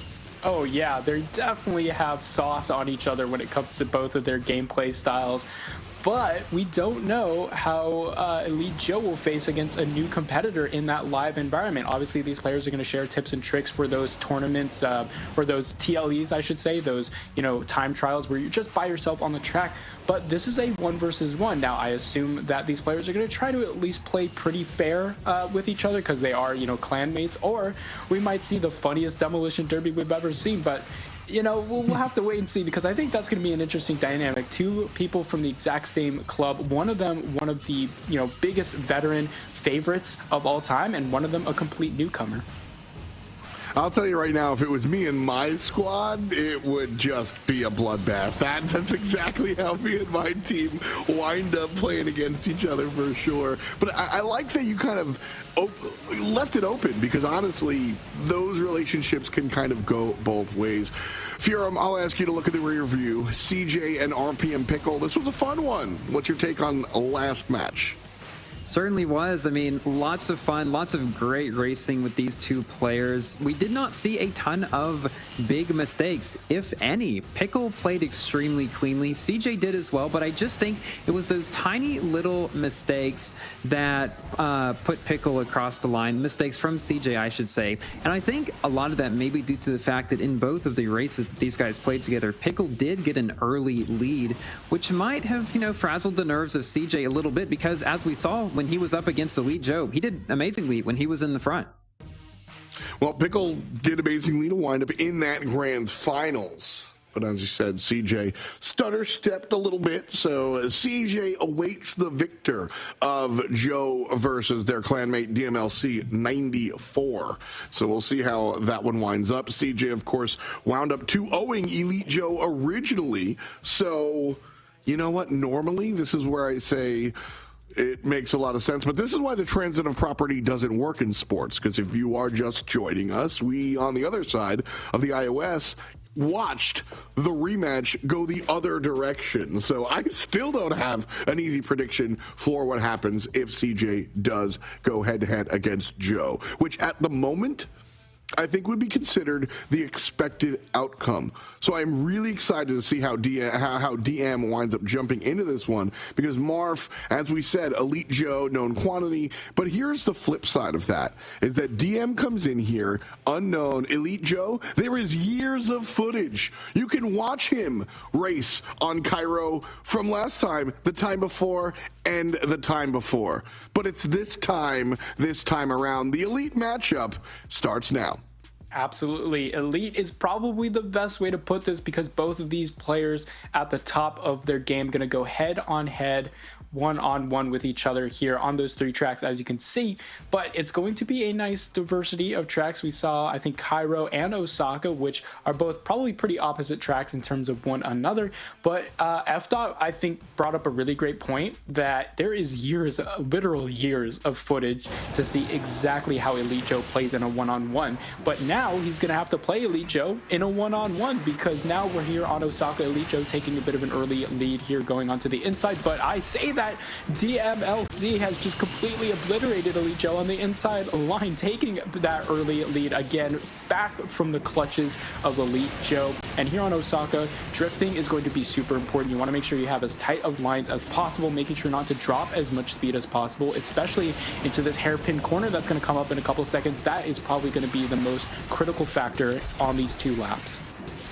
And you know, with these two guys, being in the same club specifically, I'm sure they've played club races together before. It's quite likely, maybe even that they've dueled before. So I wonder if they are trying to treat this almost as like another club race, but you know, with a bit of money on the line, maybe to spice things up a little bit. And it looks like, you know, we were talking earlier, they either have the opportunity to do the funniest thing ever and just go complete demolition derby, or just make it an incredibly clean race. And it looks like, at least in this first one, that is what they are trying to do, just trying to respect each other, play cleanly. Well, as I say, I may have spoke a lot very much too soon. So if you did not catch what happened just there, Elite Joe managed to get a knockdown on DMLC, but it looked like he might have had the knockdown cam on, which might have messed up his racing line going up that barrel, causing him to wreck.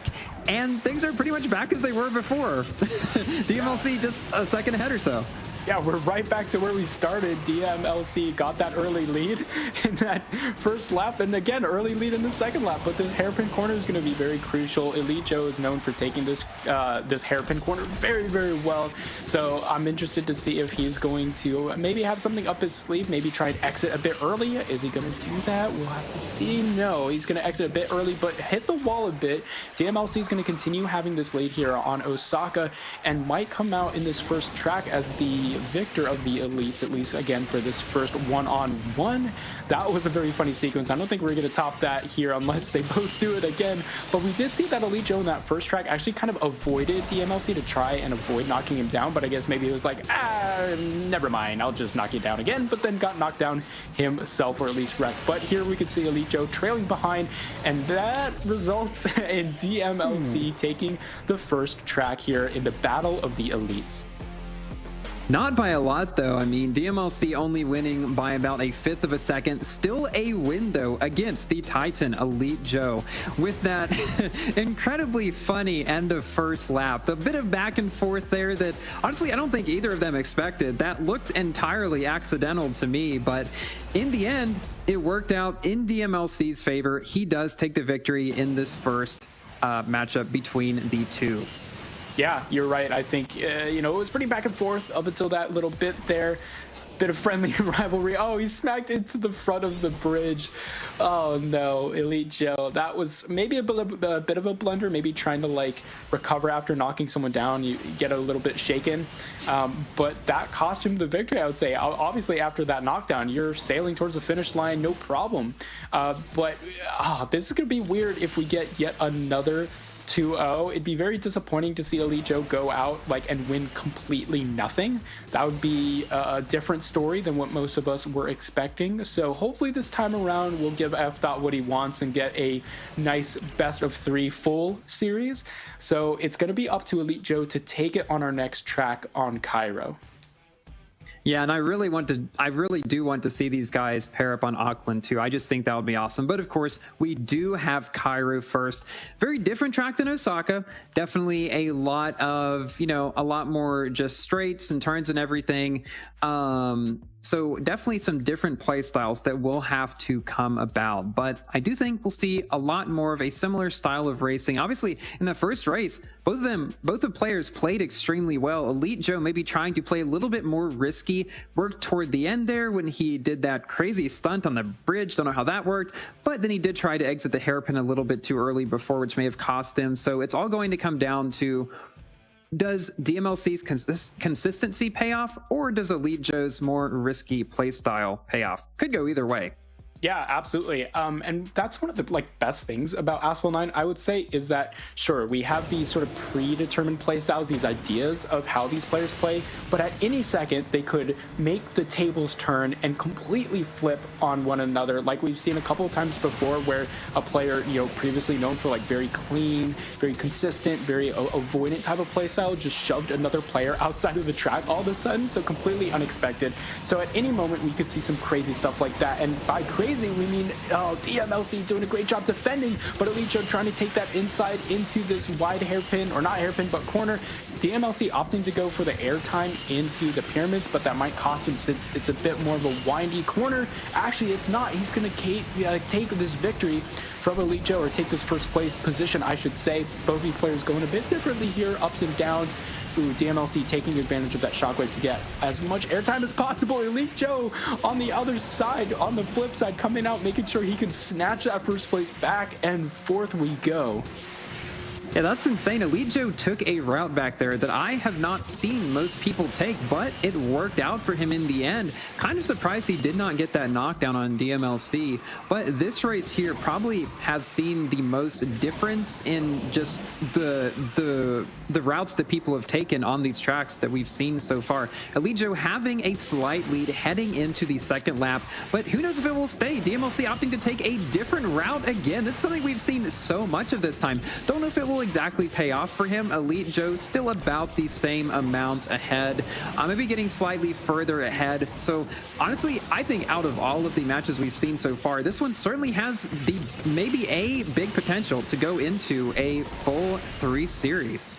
Yeah, we saw DMLC take that different route, and it's actually the more optimal route, but it's slightly riskier because if you hit that corner like DMLC did, you can't get to that second barrel roll, and as a result, Elite Joe got more airtime in total and therefore kept the lead. And as we can see, that lead is extending quite a bit. DMLC trying to do a bit of trickery with those 360s, and I don't think it's working out for him because he didn't get shockwave unlike Elite Joe. So back onto the back straights here, Elite Joe making sure he can extend this lead, and finally, I think we are actually going to get a full best of 3.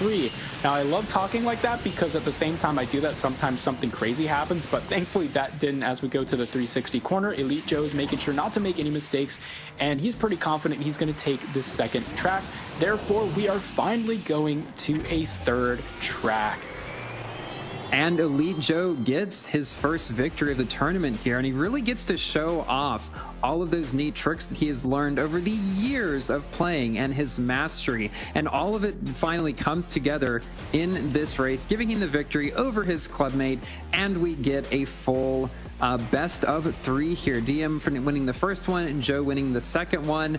And honestly, this could go either way again, but judging on how just Joe was able to get ahead using all of these little tactics, I would probably say again, I do consider Elite Joe to be the favorite here, but DMLC obviously showing off what he can do, taking that more optimal route, as you said, on the second lap, just maybe messing it up slightly.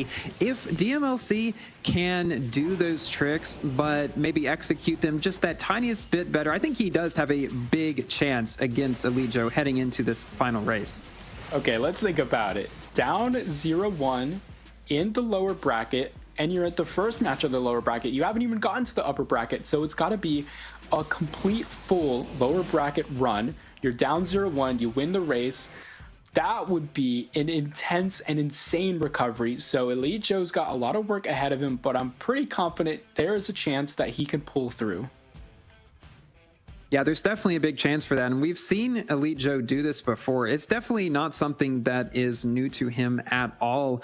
I mean, as we have seen, he can get back up from a mistake before, as we've seen going from what happened in Season 2 to winning Season 3.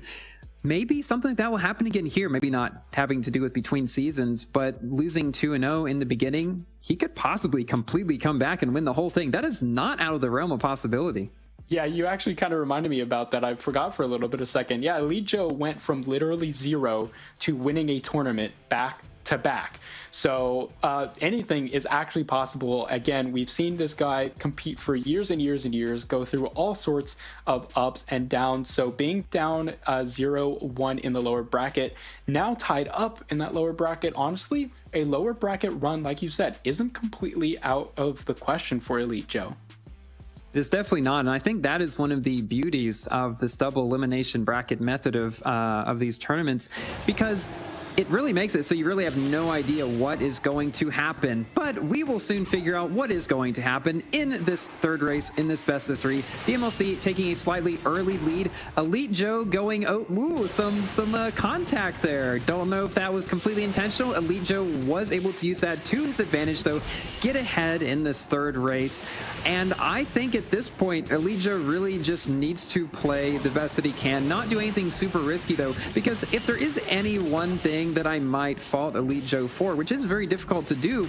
It's that I feel like maybe sometimes he goes for slightly too risky of approaches, but maybe that's just me talking. I mean, Elite Joe obviously played so much of the game, has pretty much mastered a ton of it.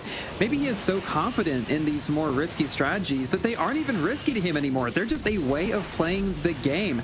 And I mean, we see this just continue to happen throughout this race. Joe getting further and further ahead. DMLC certainly has some catching up to do. So, Fira, would you say that's a bit of a skill issue on your part, or? Man, well, I don't know if I'd say that. We'll leave that up. We will leave that to the chat to decide. Don't know if I feel great about that, but we are here to talk not about me, but about Elite Joe and DMLC. Heading into the second lap here, Elite Joe is gaining a bit more. And I mean, honestly, I don't really see this changing much. Elite Joe has a very sizable lead at this point. Yeah, Elite Joe is just barreling down the front straights here on the Auckland track, which is actually modeled after real racetracks. So DMLC may be feeling a little bit out of his element on New Zealand, or I'm sorry, Auckland. Whoops.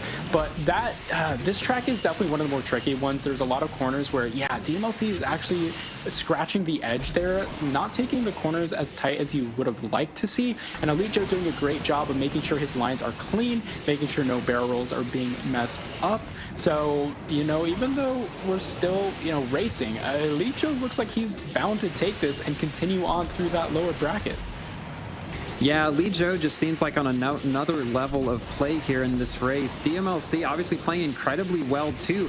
Has not made any big mistakes that I can see. I mean, this again is not a situation where somebody makes a huge mistake and that changes the race. No, it's just all these little things adding up. Elite Joe just making these come into play here, coming back from that 2-0 against CJ into the lower bracket, now beating DMLC well, not even 2-0, 2-1 in this case.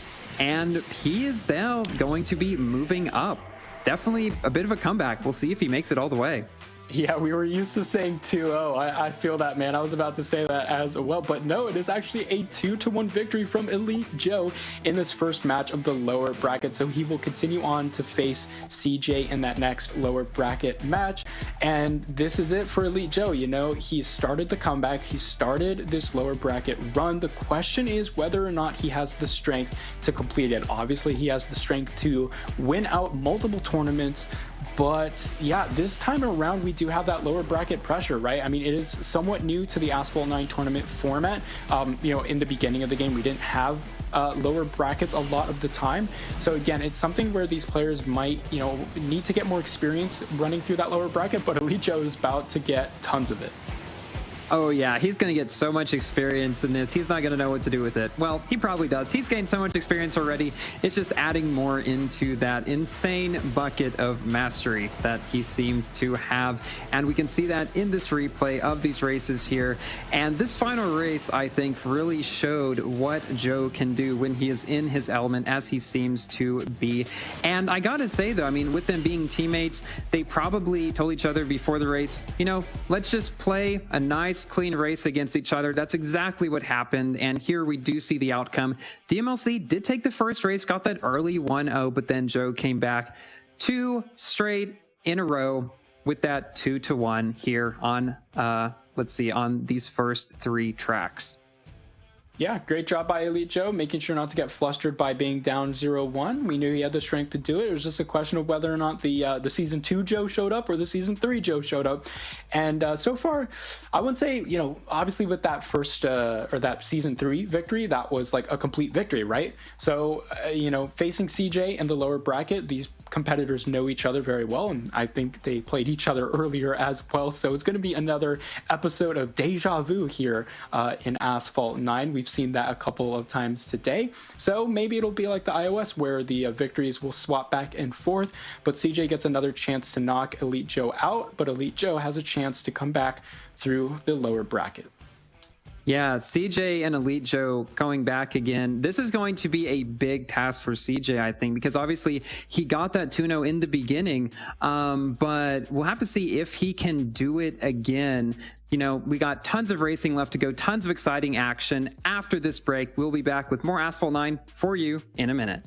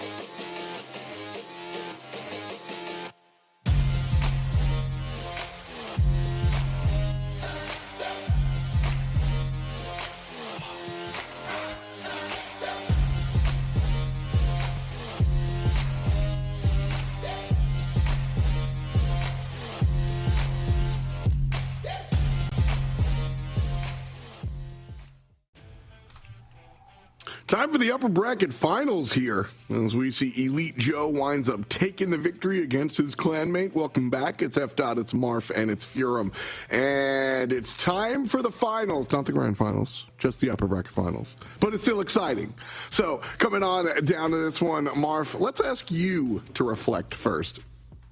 The Elite matchup was fun. What's your take? I mean, that Elite matchup was, I believe, our first 2-1 victory. We went to a full best of 3, which I think you wanted to see, which was awesome. And we got some funny moments in there, this sort of double wreck and crash into the side of a bridge, which was fun to see. But yeah, you know, commiserations to DMLC, first time showing, and you're facing one of the best of all time. So, you know, it can't be too hard on yourself, man. You did a great job here, great clean racing, and you know, hopefully we'll see them in the near future as well. But Elite Joe making sure that the lower bracket run doesn't end on his first outing. Quite interesting to see him in that lower bracket. Again, probably the tournament favorites as well, but you know, we know he has the strength to go through this lower bracket. The question is whether or not he can get past CJ.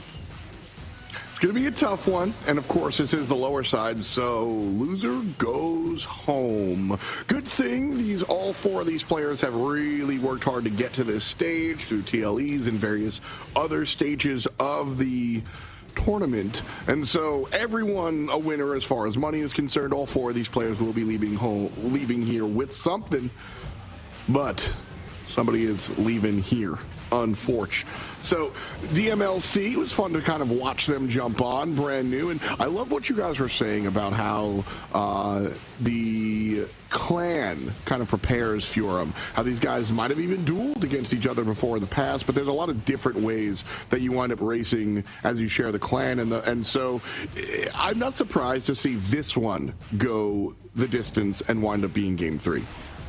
Yeah, I'm not surprised at all. I mean, these guys obviously both incredible racers. Like you said, probably have played again together many times before. And I think we got to see some of that clean racing with the two, which they probably decided that they would do beforehand if they got into the situation. But we are now going to be heading into our the lower bracket final, I guess, between CJ and Elite Joe. This is going to be a rematch, and probably one that CJ hoped he would not have to do, but he's going to have to.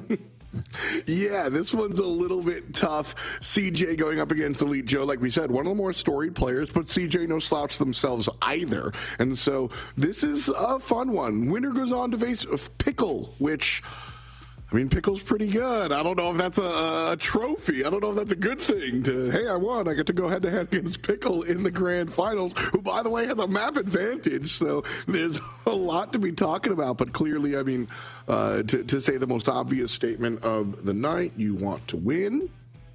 So I think CJ is going to be pulling it out here.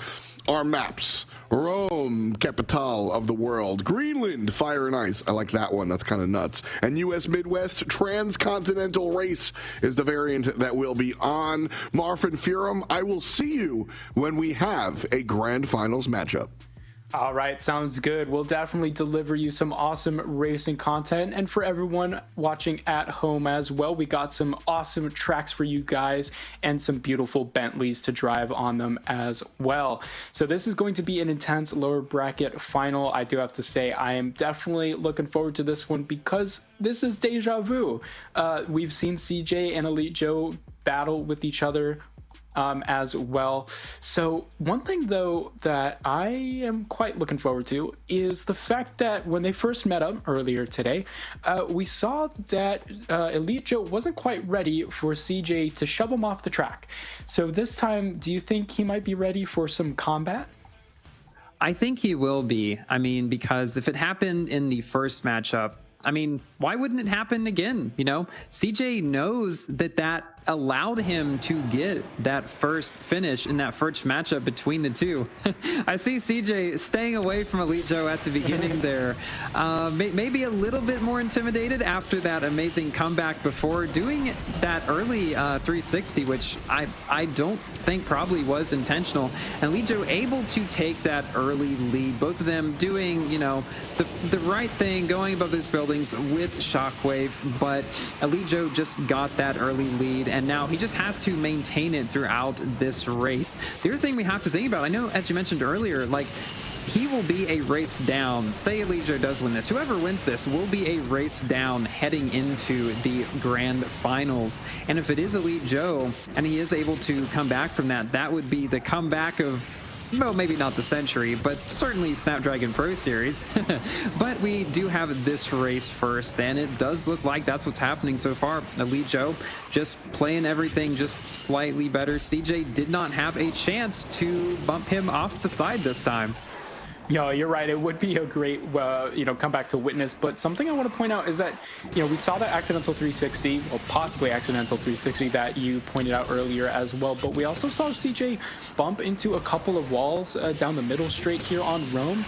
And so I don't know if CJ is feeling shaky or something. I mean, he obviously is in the lower bracket from a loss, but he did win against Elite Joe earlier on. So it's weird to see CJ maybe freaking out a little bit, trying to avoid Elite Joe as much as possible, trying to avoid that confrontation. Like, he's poked the beast with a stick, and now he's got to run away and try and, get victory some other way besides direct confrontation. But Elite Joe is just completely, in his right to just go as long as he can without making any mistakes, making sure that he can claim the victory. And now CJ is just way far away in his rearview mirror, not even a thought in his mind now.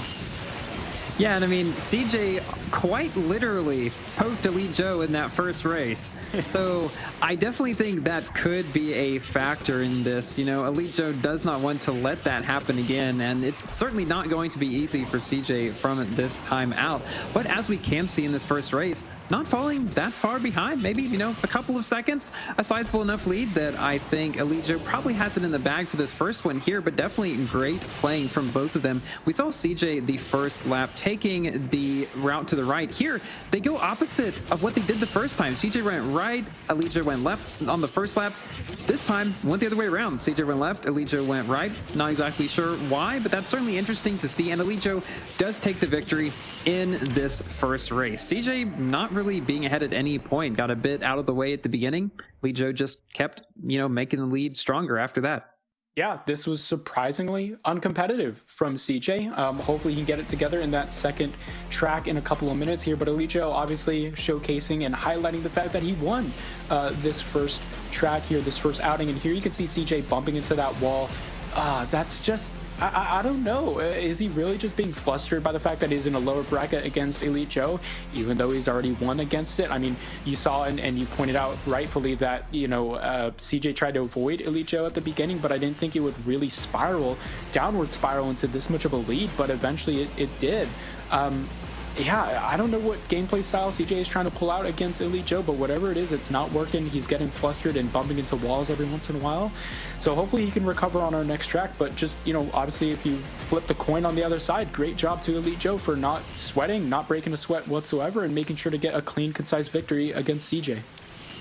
Yeah, definitely. And I mean, Elite Joe has shown time and time again that he is able to come back, that he is able to take these victories over and over. And I think with CJ, he has come off from a 2-0 loss to Pickle after that 2-0 win from Elite Joe, however you say that. So that might be getting to his nerves a little bit if I had to guess. Maybe losing a little bit of confidence, but obviously there's only been one track so far, so there is a lot left to go. He could win these next two, move on. We will have to see when we get to the second race. Yeah, I mean, everyone likes a nice lower bracket run in esports, but the question is, can Elite Joe actually do it this time around? Again, lower bracket, at least for Asphalt 9 competition, it is somewhat new. We've really only seen it emerge this year in 2023, and Asphalt 9, it's a 5-year-old game now, which is just crazy to think about. But, for the majority of this game's life cycle for esports, there really wasn't a lower bracket. I believe it was here and there sometimes, but for the most part, most tournaments were just, you lost your battle and you went home. And so there is a different mindset that you have to have when you come into a lower bracket. You have to think about the game differently. You have to think about your opponent differently. And this time around, they played their opponent already. Both of them played each other already in the first opening match. So that's another another thing you have to consider. And we saw CJ try to avoid Elite Joe, but is he going to avoid Elite Joe now? He's got the early victory, or the early inside lead here, which is nice. Elite Joe going to be sweating a little bit about that. Oh, is the force barrel going to fail? It will. Oh no, Elite Joe with an early tough break. And that's quite unfortunate to see. Now, it's very early on. There's a lot of time for recovery, but at least we can hold our breath and say that CJ has quite an extensive lead now. He certainly does. And if I were CJ at this point, I would just be playing as safely as I could. You know, with Elite Joe barreling down behind you, you might be tempted to do some risky stuff because you know Elite Joe is going to, but he has a very sizable lead. It's got to be several seconds at this point. I really don't think Elite Joe would be able to catch up if CJ played, you know, like he has been throughout most of this. A little bit of an issue there from CJ's side, but we do see Elite Joe catching up to him, and we'll have to see how this goes because, you know, both these players played extremely well. Elite Joe getting that bit of an issue on the barrel roll at the beginning, and that is something that I've personally faced, so I definitely can feel for him on that one. Yeah, absolutely. It's tough to see a barrel roll fail when you're not really expecting it to, but there is the recovery mechanic, and we've seen that actually happen a couple of times earlier where a player was about to get on their backs and wreck, but they, you know, at the last second braked, and then that would force the car to go the other way. And here through the hairpin corners, Elite Joe is trying to make up as much time as possible, but you can see far off in the horizon, CJ is going off on these straights, making sure not to miss a beat whatsoever, and Elite Joe with another wreck, trying his best to get as much airtime as possible on those railings, and unfortunately it just didn't work out. You know, I feel like at that moment, Elite Joe was like, I gotta do something, I gotta keep trying every little thing, and props to him for at least going for it. And yeah, you can see that with the emojis out there, they both, you know, they're both having a good time. They know that it was just friendly competition. So Elite Joe, you know, hey, we know that at least at this point he's probably not going to rage quit, which is great to see. But yeah, this means I believe we are going to have a full best of 3 yet again. I think we will, and that is super exciting to see. It's awesome that these guys have such great camaraderie. As you said, we can see with the emojis there. And here, I do think this is one of those instances where Elite Joe's just his way of going for those risky strategies when he might not necessarily have to didn't necessarily pay off for him in this race. They certainly did in the past ones, but here not quite so much. Definitely a bit far behind CJ at this point. CJ, I would say, has got it in the bag here. Yeah, I mean, 10, 12 seconds ahead. Would you say this might be the largest lead we've seen so far? Like the largest distance between first and second place finish? Yeah, I mean, we've seen a couple of seconds of a difference there previously, especially early on the iOS side, but wow, 37 to 50 seconds. That is a pretty big lead, but hey, you know, props to CJ, made sure to play it safe and claim that victory, but also props to Elite Joe, making sure that, you know, he knows he's down, he's got to pull out everything he can to try and get it, but this was the winning moment right here for CJ, and I wouldn't say winning for CJ, maybe losing for Elite Joe, which was quite unfortunate. It happens every once in a while. I would say that it is tough to decide whether or not you should recover the barrel roll, and Elite Joe just at the last minute maybe made the wrong decision, which is tough, but hey, you know, he was already 1-0 up in the series, so he's got one more chance to close it out against CJ to make it to that grand finals. Yeah, and in that case, as you were saying, he may have made the wrong decision at the last second.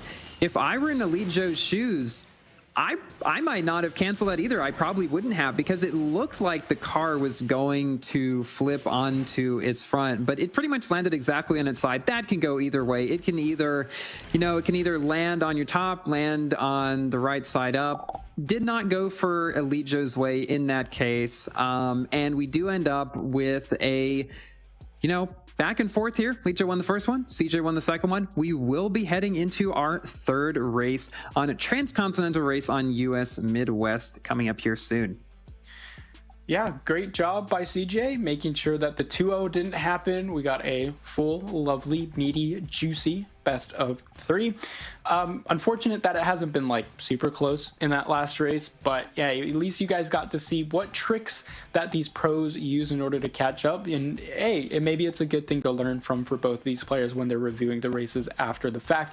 We know that Elite Joe does a great job of, you know, like you said, being very ambitious, going for a bunch of these different shortcuts and whatnot, and I think he's going to have a great time going over and, you know, trying to perfect these mistakes. We know that he's very good at that. Obviously, he's a very consistent competitor. He wouldn't be here here all the time if he weren't.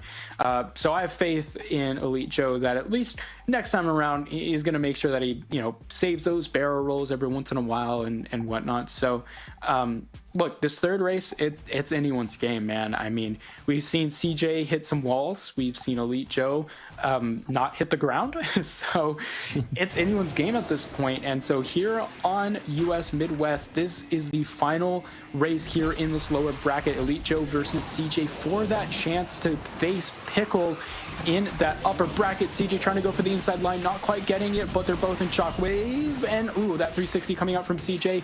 Oh, they're both right on top of each other now. It's not too big of a gap. At any moment, any one of these players could take it. Yeah, I mean, CJ is doing incredibly well here. Both players are, honestly, they're going neck and neck. We see a little bit of difference in strategy between the two, but it does look like Elite Joe has gotten an early lead in this race, but CJ not too far behind. Anything could happen. They're touching bumpers here. Elite Joe goes off the side. It does work out for him. See, this is an example of one of those tricks that only Elite Joe would do. I don't think anybody else would do that trick there. Worked out for him here. But again, didn't save him that much time. CJ is still right on his tail. Elite Joe taking the route down toward the bottom. Maybe slightly faster. We'll have to see. CJ still right on his tail. And I don't know, do you think that all of these different routes that Elite Joe is taking are worth it in this case? Oh, absolutely. I mean, look at this lead now coming into the second lap. He's extended it to maybe about half a second or so. And as a result of that, extended airtime that we saw in the last part of the last lap, Elite Joe has extended his lead further here coming into the second lap. And CJ might be feeling like he's a bit pressured. Got to go for the same tricks that Elite Joe does. They're both going to try and go for double airtime here. Elite Joe's actually not going to go for it, but CJ will, ever so slightly catching up with more airtime. But will it be enough? CJ trying to cut the corner. And as a result, though, a bit too wide, both of them bumping into the wall. So they will exit that corner pretty similarly. But here's where we saw the fourth barrel roll from Elite Joe. Is he going to go for it again? No, he won't. He's going to play it safe, but CJ will, getting a triple barrel roll. What an amazing star performance. But unfortunately, I don't know if it's going to be enough. Elite Joe still has quite a sizable lead coming onto the back straight, this last part of this third track. Yeah, I don't think it's going to be enough. It's so funny. The second lap is almost the exact opposite of what they did the first lap. They did the opposite on that ramp. They did the opposite toward the end there. I think it just has to do with Elite Joe playing riskier the first time, then CJ playing riskier the second time, doing everything you can to try to catch up to Elite Joe. Did not work out for him in his favor, though, this time. Elite Joe, I guess, just executed those tricks just a little bit better. So he does win the third match of 3. And therefore wins the second, or I should say the third race in this best of 3. And here we see a replay. CJ versus Elite Joe. Obviously, toward the beginning of the first lap, tons of back and forth between the two. Wow, yeah, there's a lot happening in that tunnel there. Some back and forth action. Elite Joe going incredibly low. He might have saved that one there. He might have stopped that barrel, which allowed him to continue through and not wreck. Incredible play there from him. CJ obviously playing quite well too. Heading into the second lap, we did see CJ do some more of those risky plays. Did not quite work out for him though. He ends up being second, not too far behind though, with a little flare there at the end. What an amazing series from both Elite Joe and CJ. Commiserations to CJ. What an amazing finish as well. But from Elite Joe's just slightly better. And look, I said he had the potential to do a full lower bracket run, and I think that's exactly what we got. Now, keep in mind, once we go into the grand finals soon, RPM Pickle will have a one-track advantage. Now, we've seen Elite Joe, extend the series finally. We got 2 full best of 3s, but will his strength be enough to actually extend a best of 5? Because again, Pickle has that one-track advantage. Yeah, it's hard to say. I mean, this is going to be quite an interesting matchup.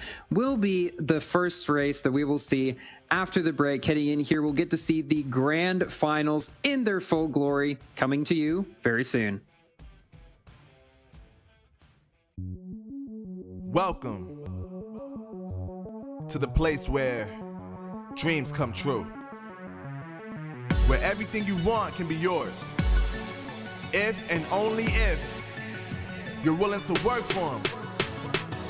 You're willing to hurt for them. But most of all, you're willing to be first for them. Ha!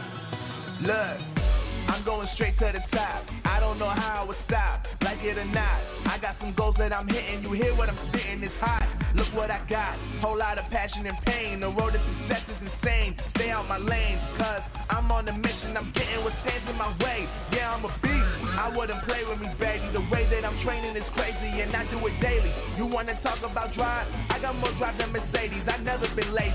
I'm in the room, it's a red alert. You wanna compete? Well, get better first. I got 10 toes in the dirt. Push through the hurt just to show them my worth. I'm the best. Yeah, I'm the best. I never stress. I know what's next. I'm who they test, like we playing chess. But I'm unimpressed, so now let me flex. Ha, yeah, I'ma work through the struggle and hurt, cause I know my worth, and I gotta be first. Ha, yeah, I gotta be first. Look, I don't want anyone's sympathy. I understand what is meant for me. I give my focus and energy. If it's meant to be, then it's meant to be. But mentally, I'm undefeated. They hear that and say I'm conceited. Like there's no reason. Like I don't beat them and come back again just to teach them that when you work under pressure, you reach higher measures. They'll try and bring you down, but you cannot let them, and only get better and focus on cheddar. Eye on the prize and you'll become a legend. Like, when I'm in the room, it's a red alert. You wanna compete? Well, get better first. I got 10 toes in the dirt. Push through the hurt just to show them my worth. I'm the best. Yeah, I'm the best. I never stress. I know what's next. I'm who they test, like we playing chess. But I'm unimpressed, so now let me flex.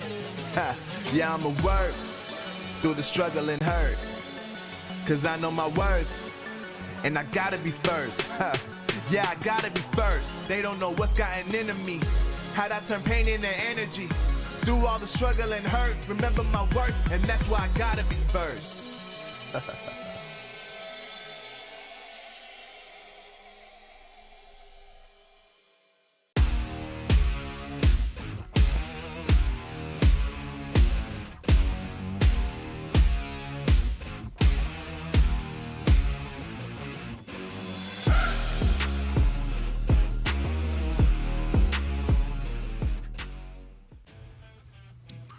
Welcome back, friends. It's grand finals time here on the Android bracket of our Asphalt 9 coverage here at the Snapdragon Pro Series. I'm still working out some brain lag, but as far as the on-the-field gameplay is concerned, it's lightning fast. Marf and Furum on the other side, and so far, guys, I mean, I say so far like we've got a bunch ahead of us. It's just the finals, but this Android bracket, Marf, has been incredible.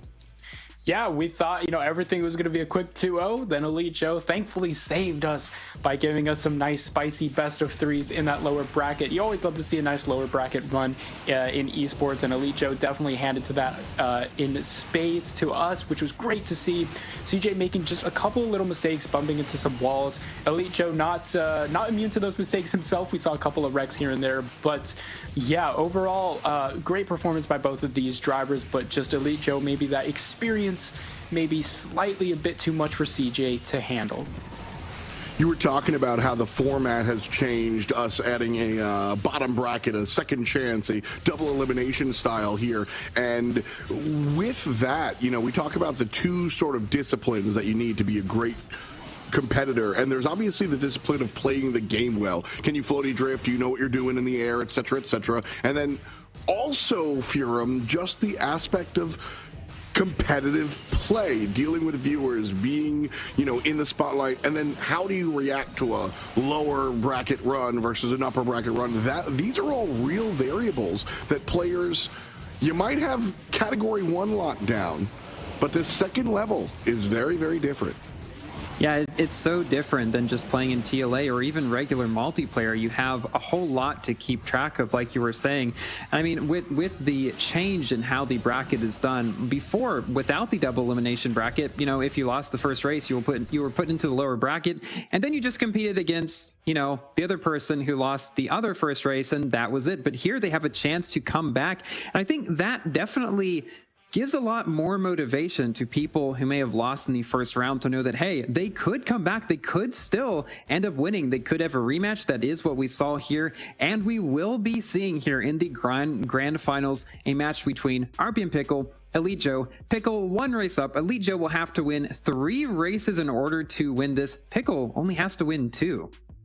Which is still an advantage, because as if you're newer to like bracketology, etc., the way the double elimination usually works is the person coming from the lower end usually has to win the best of 5 and then do it again, because technically they've lost, whereas the upper bracket simply hasn't. And so that's a lot. And in my opinion, I mean, the lower bracket just has such a low chance. This is a real advantage for topside, but still tangibly accessible, Marv. For the bottom side, it is not that crazy to think that Joe walks out of here with $1,200.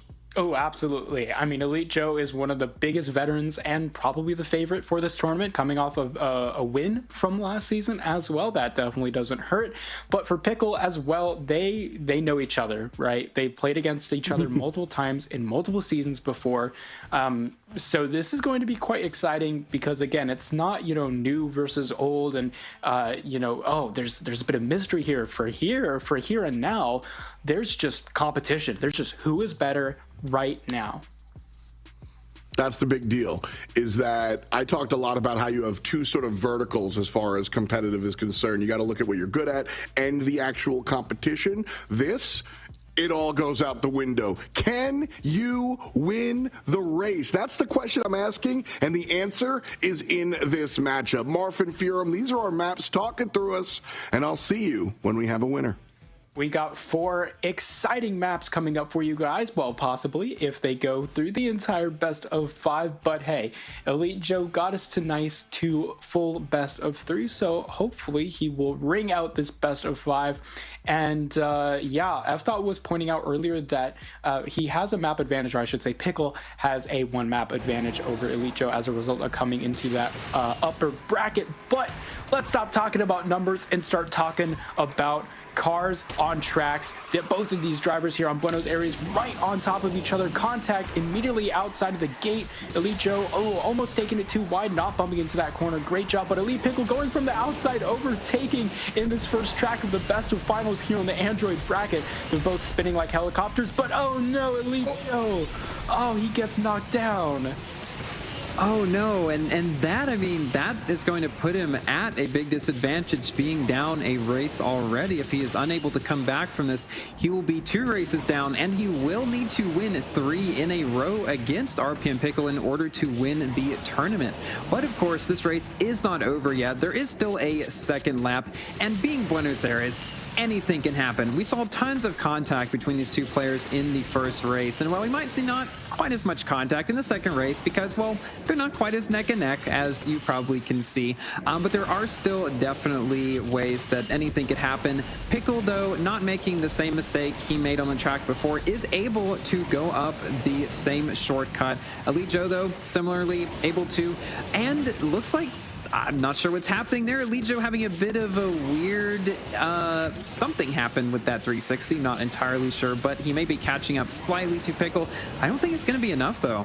No, and here we go. Pickle crossing the finish line here in a couple of seconds on our first track, Buenos Aires, making it a quick swift 2-0. But again, this is a best of 5. So Pickle, 1 down, 1 to go. Elite Joe on the back foot must complete yet another reverse sweep, really, technically, that we're speaking of. And so he's got to be very anxious, very stressed out now, but Pickle's got to be flying high, but also maybe a bit nervous, right? Because he hasn't actually won a complete series before, and this time he has the chance to do it. Will his nerves get the best of him? Here we can see that knockdown that happened earlier, and that was basically the factor that secured the race for RPM Pickle. It was. I mean, what happened there, it looked like, was RPM Pickle was 360ing in the air. Elite Joe did not do a 360 going off the edge of that building. And cars that are doing a 360 pretty much always beat cars that are not, unless the car that is not is doing a shockwave. But Elite Joe was not there. So all that to say, don't think it was intentional, but it certainly did give Pickle a huge advantage in this race. And being a shorter track, again, this is Buenos Aires and maybe one of the shortest variants of Buenos Aires. It allows Pickle to have not much, or it doesn't allow Elite Joe very much time to catch up. And that's what we saw there. Pickle was able to keep the lead throughout the entire race, giving us our first win on Buenos Aires. Yeah, great job by Pickle. We've seen very, very consistent racing from him over these past couple of tracks here, especially coming up from that upper bracket. He is hungry for the victory. Pun definitely intended there, no doubt about that. But, you know, Elite Joe is the standing victor from last season. He, you know, obviously has loads of experience. And so I don't think he's necessarily going to be like stressed out. And like I said earlier, maybe Pickle's like, okay, I've only got second place before. It is Elite Joe, but I'm now up 2-0.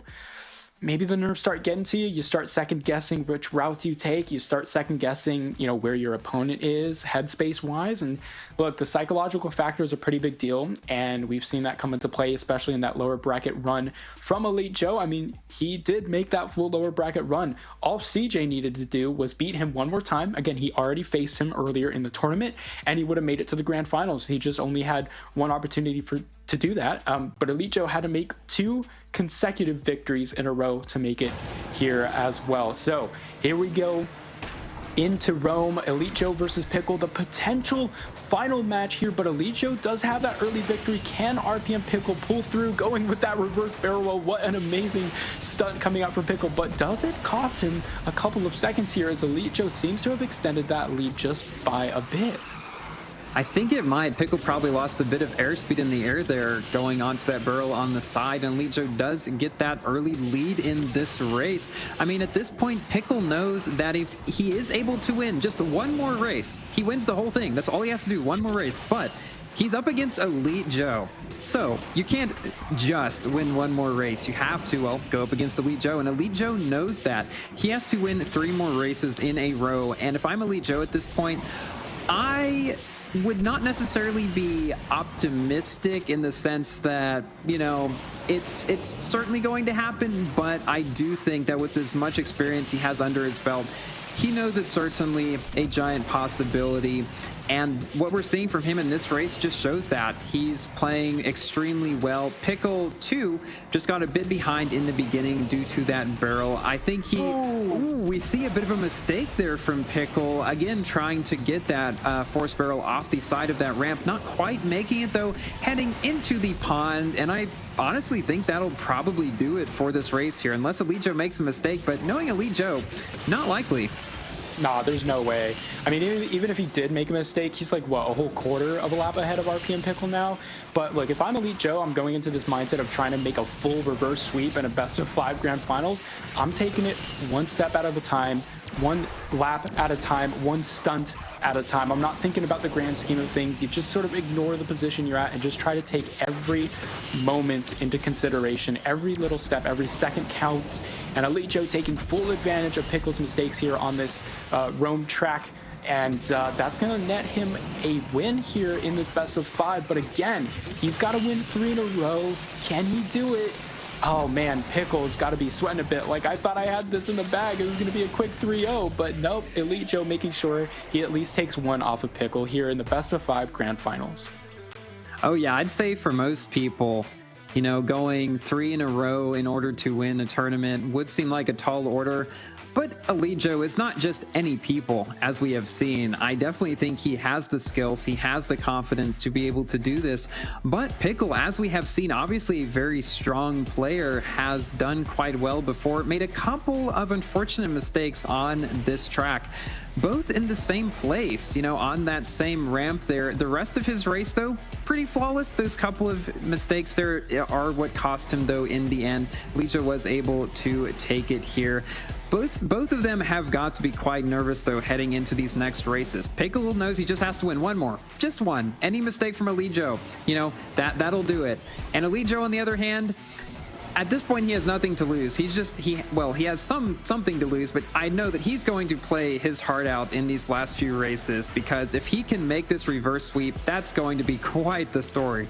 Yeah, honestly, I was expecting both those players to go for those risky barrel rolls, but Elicho was like, I'm gonna let Pickle do his thing, and if he wrecks, he wrecks, and well, that's exactly what happened. Great job by Elicho doing some clean, consistent racing, and we're gonna move on shortly to San Francisco Tunnel Jam. This is gonna be our third track again. As Freedom mentioned, Elite Joe has to win both of those rest of the races, whereas Pickle only has to win one. So 2 chances to secure that bag.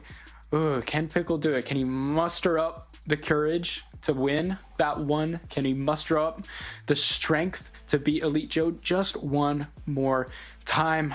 I feel bad for both these players. I mean, it's a tough situation. It is hard to say. I mean, Pickle has beat Elite Joe. He did in that first race in the series here, so he knows he can do it.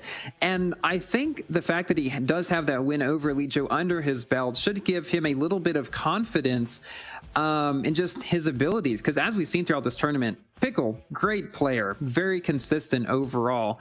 But, you know, Elite Joe is consistent, but he also has that tiny little extra edge of it's just some of those tricks that Pickle might not have done so far. Elite Joe does get an early lead in Tunnel Jam, and we can see why it gets its name Tunnel Jam. You know, there's a jam in that tunnel back there, but we're heading into maybe an interesting part of this track.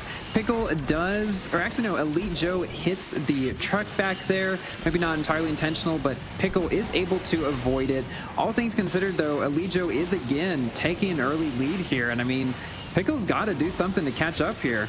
Well, it's actually quite cool because as a result of Elite Joe hitting that truck, it meant that Pickle couldn't get the perfect nitro, or at least the near miss nitro that you would get by going close to that truck. And he actually went a bit wide as a result of that, causing him to hit the edge. So therefore, Elite Joe's got a pretty sizable lead. I'd say maybe it's a second or two. It's not completely unrecoverable for Pickle, but it's definitely like going to rely on Elite Joe making a mistake. There isn't a whole lot of opportunities, especially on this track. It is one of the shorter variants of San Francisco, so there isn't a whole lot of opportunities for Pickle to make some crazy, insane play. So I feel like Elite Joe does have this victory. You know, he's gonna actually bring us to an even 2-2 scoreline here in the best of 5, and RP and Pickle trying to do that floaty drip, trying to make up the fact that that truck isn't there anymore. Elite Joe just sort of ignoring it. He knows that he has a lot to play with. That was a close barrel roll. Thankfully, Pickle managed to recover it, but I feel like Elite Joe's just too far gone for Pickle to save. Would be funny if that truck ends up being what decides this whole thing. Definitely something that Elite Joe may not have intended to do, but did come into play. As you said, Pickle was not able to get that near miss on the second lap. Getting behind, like, this track does not have a whole lot of shortcuts or crazy things you can do. It is a very straightforward track in general, but Elite Joe has played it flawlessly. Pickle just that little bit behind heading into the finish line. Not too far behind, though. Again, it's not like Elite Joe just completely sweep him, only about a 2-second difference here, but that does give us a 2-2. This is what we love to see in the grand finals. It comes down to this. We have just one more match, but before we get to that, we do want to take a look back at the replay of this penultimate race of the night. We have RP and Pickle against Elite Joe. Elite Joe just doing everything that he can, because Elite Joe knows that if he makes a mistake, it's over for him. So far, hasn't happened though. 2 in a row. Can he make it 3? We will have to see. One more race. One more race. This is going to be an incredible best of 5 finale. I mean, this has the potential to be a legitimate best of 5 reverse sweep from Elite Joe. Just saying those words just gives me goosebumps. I mean, you rarely get to see them, but we are going to eventually move on to Cairo 1000 Minarets, a very well-known track for both of these players. So it really is going to come down to clean, precise racing from both of these players. Now, there is one crazy trick that you can do on the bridge. I don't know if this variant will have that trick, but we've seen seen one player manage to pull it off before. That was a 1 in a million chance. So, you know, whether or not these players can pull off something like that is yet to be seen. But what we do know is we're going to get some close racing action. It's going to depend on, I think, A, if there's a knockdown, or B, just who is the better driver on this track. Oh yeah, because this track has been one that's been in the game for a long time, one of the most well-known tracks, as you said, and so I can imagine these players will know every single trick of the trade on them. I do think Elite Joe, definitely we're going to see some attempts for those tricks on here. Will they pay off? Most likely, as we've seen, he is quite good at them, but every so often one does come back to bite him. But he's been incredibly consistent so far this night, only a couple of losses back there. I do think, though, that Pickle has definitely got a big chance, though, because we've seen him play very consistently throughout the night. He just has to do that here. Maybe do some of those tricks on this track that have been discovered. And as we head into this race, we will see how they go. Pickle trying to push Elijo to the side. I mean, he's got to do what he's got to do, right? This is the final match of the night. Pickle does take that early lead due to pushing Elijo to the side there. I can't see Elijo letting that slide. Goes underneath Pickle. Ooh, hey, if I'm Pickle at this point, I don't know what I would do. Gets a bit ahead again. I do find it awesome that these two players are not, you know, attempting anything crazy to each other. We are seeing mostly clean racing with the two. Pickle getting that early lead. I don't know. I don't know about you. I'd say this has the potential to be one of the better final matches we've seen in one of these events. I mean, you know, at the start of the round, Pickle didn't throw a truck at his opponent, so that's something to be considered. But Elijo trailing just ever so slightly behind Pickle. This is a very close race, as you mentioned, and it all is going to come down to these minute details, all adding up over the course of this track. Elijo trying to go way on the inside, grinding that rail so close, and that's actually going to net him a bit of time. Is he gonna knock down? No, but he does manage to take the lead. Oh my gosh, what an insane overtake. I've never seen someone like intentionally hit the wall and go on the inside there, especially on that rough terrain, but it worked out for Elite Joe. That was something I've never seen before. As they go onto the straightaway, coming onto the second lap, Elite Joe has secured himself a lead. But it is not that much of a lead. Pickle is certainly still within distance, only a couple of car lengths apart. But as we have seen before, Elite Joe takes any little lead that he has to his advantage. The race is certainly not over yet, though. This might be one of the closest final races that we have seen in one of these tournaments, and it all will come down to just which player is able to play these tricks better. I don't think we're going to see anybody do anything super risky at this point. Not Elijo. Pickle might, you know, if he thinks that it might be worth it in order to catch up. And here we go. He does attempt the trick, does not work out for him, unfortunately. And that might do it right there. That trick might have gained him a little bit of time on Joe. Did not work out, unfortunately. It is more difficult in slower cars like the GT3, being in D-Class, but certainly it is possible. Did not work out this time, though. Elijo able to take this final turn with ease. Pickle trailing by about a second. This might be it. Elite Joe is about to complete a reverse sweep best of 5 here in the Snapdragon Pro Series finals for North American Asphalt 9, and there we have it. Elite Joe crossing the finish line with an incredible celebration against RPM Pickle. What an amazing grand finale that we've just witnessed. Big props to Elite Joe winning back-to-back tournaments here in the Snapdragon Pro Series. What an amazing finish, but of course, you know, huge props to RPM Pickle and massive respect for trying to go for that airspeed trick there at the end, but unfortunately it just didn't quite work out for him. Yeah, what an amazing final race to cap off an already amazing grand final here. Pickle with that early push to the side of Elite Joe. Again, I mean, that's something that he probably felt like would give him a bit of an advantage, and it did early on, but that advantage did not last super long as Elite Joe was able to take the inside here. Then Pickle getting ahead again. I mean, pretty much every moment of this race is replay worthy. You can't cut a lot out. Then Elite Joe grinding the inside here, and this being the thing that allows him to take the lead of RPM Pickle, just going ever so slightly more toward the inside here, does keep that lead throughout the rest of the race. Pickle attempting the climb over the wall, which allows you to take a faster, shorter route, did not end up working out. Elite Joe then, was able to cross the finish line, no problem, and that concludes our Snapdragon Pro Series Season 4. What an incredible final race. A wild one for sure. Hey, it's me, I'm back, and I am reflecting on these ones, looking at this one, Elite Joe versus RPM Pickle, going all the way to the end. This is what we show up for. This is what we ask for, and we get the good stuff, which is no surprise because we got the good guys. Marf and Furum, thank you so much for your hard work. You really, really gave us a good soundtrack for those games. Marf, looking at this last one, this Android bracket, I had a lot of fun with this bracket. iOS was great, seeing all the new names, but the return players coming back, that's my style. All right, so we got back-to-back victory for Elite Joe, a full lower bracket run, and from that lower bracket run into a reverse sweep best of 5 with an advantage from RPM Pickle being a map up. If you can think of anything more cinematic than that, please let me know. But that was just an incredible series of events done by Elite Joe. Big congrats to him. What an amazing finale. Furum, I'm going to give you the hard question here. Is Elite Joe Asphalt 9's best player?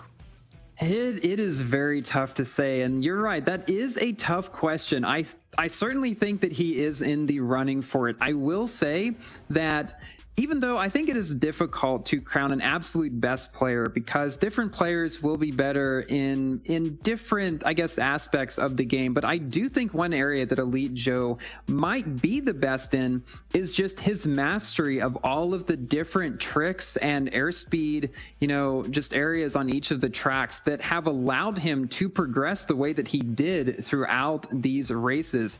And those might be what allowed him to win this tournament, go through this entire reverse sweep.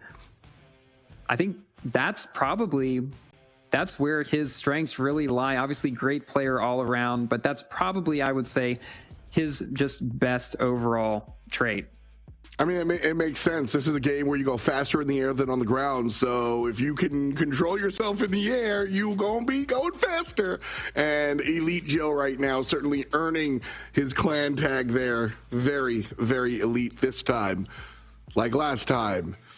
And the time, well, not the time before that. We don't talk about that one. But all the other times, Elite Joe kind of crushing it. Much love, man, please. We're just kidding. But no, seriously, congratulations to not just Elite Joe, but all of our contenders. And like you said, that kind of puts a dot on our Snapdragon Pro Series. So before we go, this show is really a highlight of mine. I like meeting up with you guys and such. And so I want your last takes, your waxing poetically about the tournament. Furum, I'll come to you first. Yeah, this has been so much fun.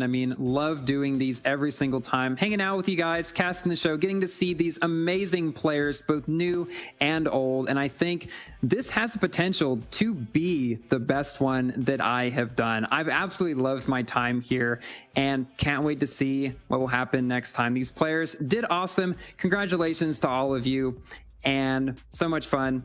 Can't wait to see you all again next time. Marf, my man, another one in the books. Thank you so much for being here with me as always and leading us through these tracks. What are your feels as we end the day? Oh man, I wouldn't miss it for the world, man. This was just one of the best finishes we've seen so far, one of the best tournaments we've seen so far. And for everyone watching at home, thank you for sticking with us. Thank you for making this possible, because without you guys, it wouldn't be possible. And of course, thank you to all the competitors for putting on an amazing show. Congrats to Useless User, change that username again, and Elite Joe, of course, for some amazing races. And yeah, thank you for having me on the show again. Yeah, this was awesome. This was dope as heck. I really like seeing all these players come out. Again, this is the era of everyone. Anybody can sign up, play through the TLEs, and then find themselves in the finals. That's literally what happened. Shout out to our iOS champion in Useless User. Shout out to our Android champion in Elite Joe. Shout out to my co-commentators, the production staff, and of course, chat. Without you, we'd just be us. So thank you so much for joining us throughout the extended period of our Snapdragon Pro Series. There's more Asphalt 9 in the future, and we hope to see you then. Until then, we say thank you, peace, and much love to you. Ain't got no time for no fear. I work too hard to get here. Ain't got no time for no fear. I work too hard to get here. I don't got the time, put me in, coach. I've been going hard, time to let it show. Everything raw, give it to me now. Let me have the spot, man, it's going down. Gotta get it here, I don't wanna wait. Take what I want, then I go train. Gotta get a win, I won't lose the game. This is my year, I ain't gonna break. Strap in, cause it's gonna be a long ride. Working on me every single day and night. There comes a time when your worlds will collide. If it's holding you back, push it right to the side. On another level, I will never settle. Mind over matter, get the gold medal. On another level, I will never settle. Mind over matter, get the gold medal. Ain't got no time for no fear. I work too hard to get here. Ain't got no time for no fear. I work too hard to get here. On another level, I will never settle. Mind over matter, get the gold medal. On another level, I will never settle. Mind over matter, get the gold medal. On another level, I will never settle. Mind over matter, get the gold medal. On another level, I will never settle. Mind over matter, get the gold medal.